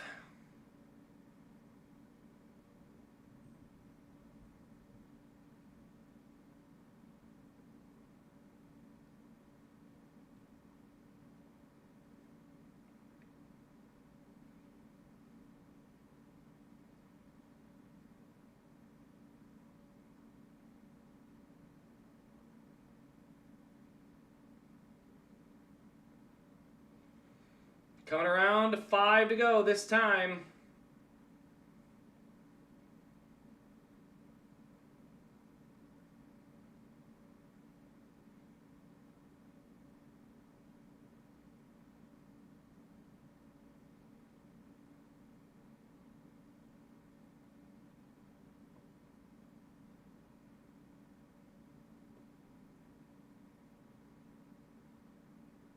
Four to go. Chase has caught Ross.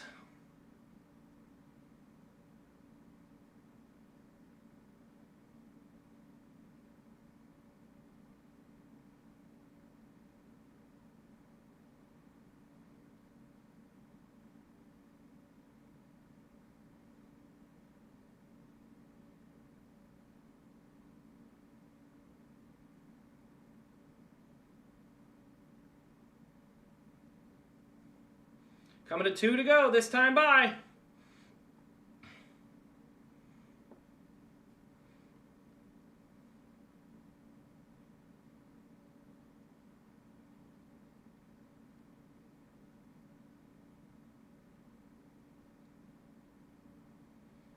Out of turn 4, coming to the white flag, William Byron.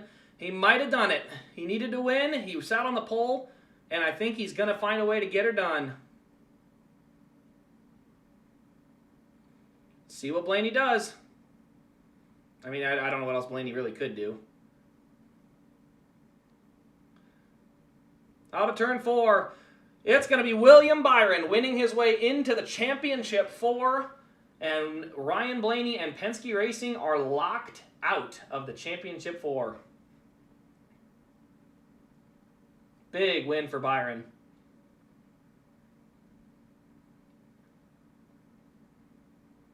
Man, I gotta admit though, I think I think if I was Ryan Blaney, I'd be a little disappointed with the way that I let him get by me. Looks like Kyle Larson will get the last spot on points, so that'll leave 2 Hendrick and 2 Gibbs in the final 4.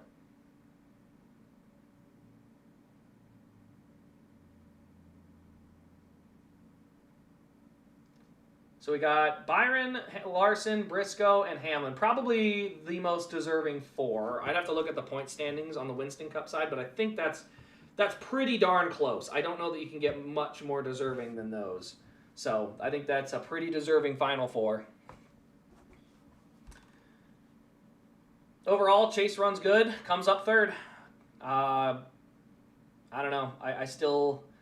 I think the strategy call was still to do something different. I would have taken 2 tires. I want the lead. You know, I would have done something. I want a crew chief that'll gamble and will give us a shot to go win something. Like I said, doing the same as everybody else. He came home 3rd. I can't be disappointed with a 3rd, but at the same time, I want a shot to win. When you need a shot to win, I want a shot to win. And Gustafson just never makes those gambles.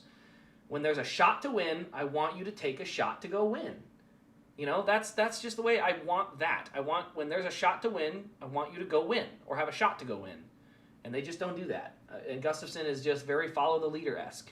And, you know, the thing is, you're not going to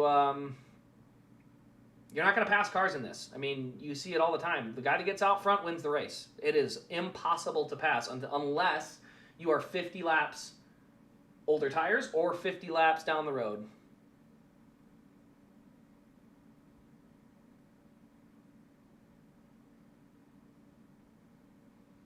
Chase Elliott going to Chastain, I think just to explain. He knocked him up the track pretty hard, and I think he just wanted to probably say, I was just doing what I got to do for the playoffs. Don't like to race you that way, so probably something pretty basic. Didn't look overly heated between the two of them, so. Feel bad for Bell, though. I think Bell is the regular season point leader in the old Winston style for the 2nd straight year, and this is the 2nd straight year he will not be in the Final 4. So that part's a little bit of a bummer. But maybe this format will go die, and then Bell can actually go win a title. But we'll see. I think if I had to mark my rooting interest for next week, it would probably be Larson and Hamlin would be my favorite 2 to go win. Now Larson hasn't been near as good, so that would be a little bit of a, a little more of a chaotic win. But seeing Hamlin get one wouldn't be bad either. So Overall, season's over. I gotta get back over to F1 here real quick. Lando Norris wins. Leclerc second. Verstappen third. Oh, Haas got fourth? All right, I see you. And Piastri fifth. So Piastri with another fifth place finish off the podium. Norris with the win. I think Norris might be our new point leader.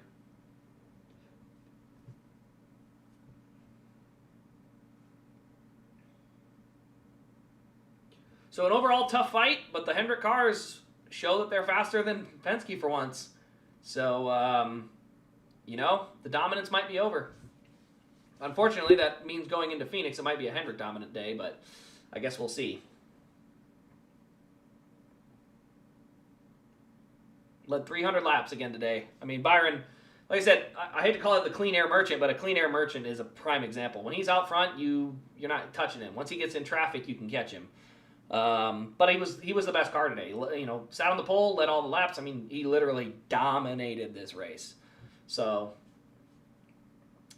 I still can't believe like Logano didn't stay out or go at least do 2 tires. I can't believe they didn't at least try that. You know, at least get yourself the lead, right? Like, do something to give yourself a chance. That's crazy to me. Is what it is. But anyway, guys, that will pretty much wrap up our stream. We will be live again next week for the championship race. Don't expect a lot of enthusiasm for that one. I hate this format. I literally went to a championship race last year, and I still think this format is the stupidest thing I've ever seen. But I will still stream it, and we'll crown a new champ next week. No Penske's, so we'll have our first non-Penske car of the next-gen era. And, you know, I think it's going to be a solid contest between all of them. So it should be a real fun race. But we'll see. Going forward, it should be a good one. So I hope you guys enjoyed stopping in for the day. Check out the eBay page for all these lovely Martinsville wins and a bunch of other diecasts. There's a lot of stuff on the eBay page, and I want it gone. So check out the eBay page. But other than that, guys, thanks for tuning in. This has been Race Craze. We will see you next week.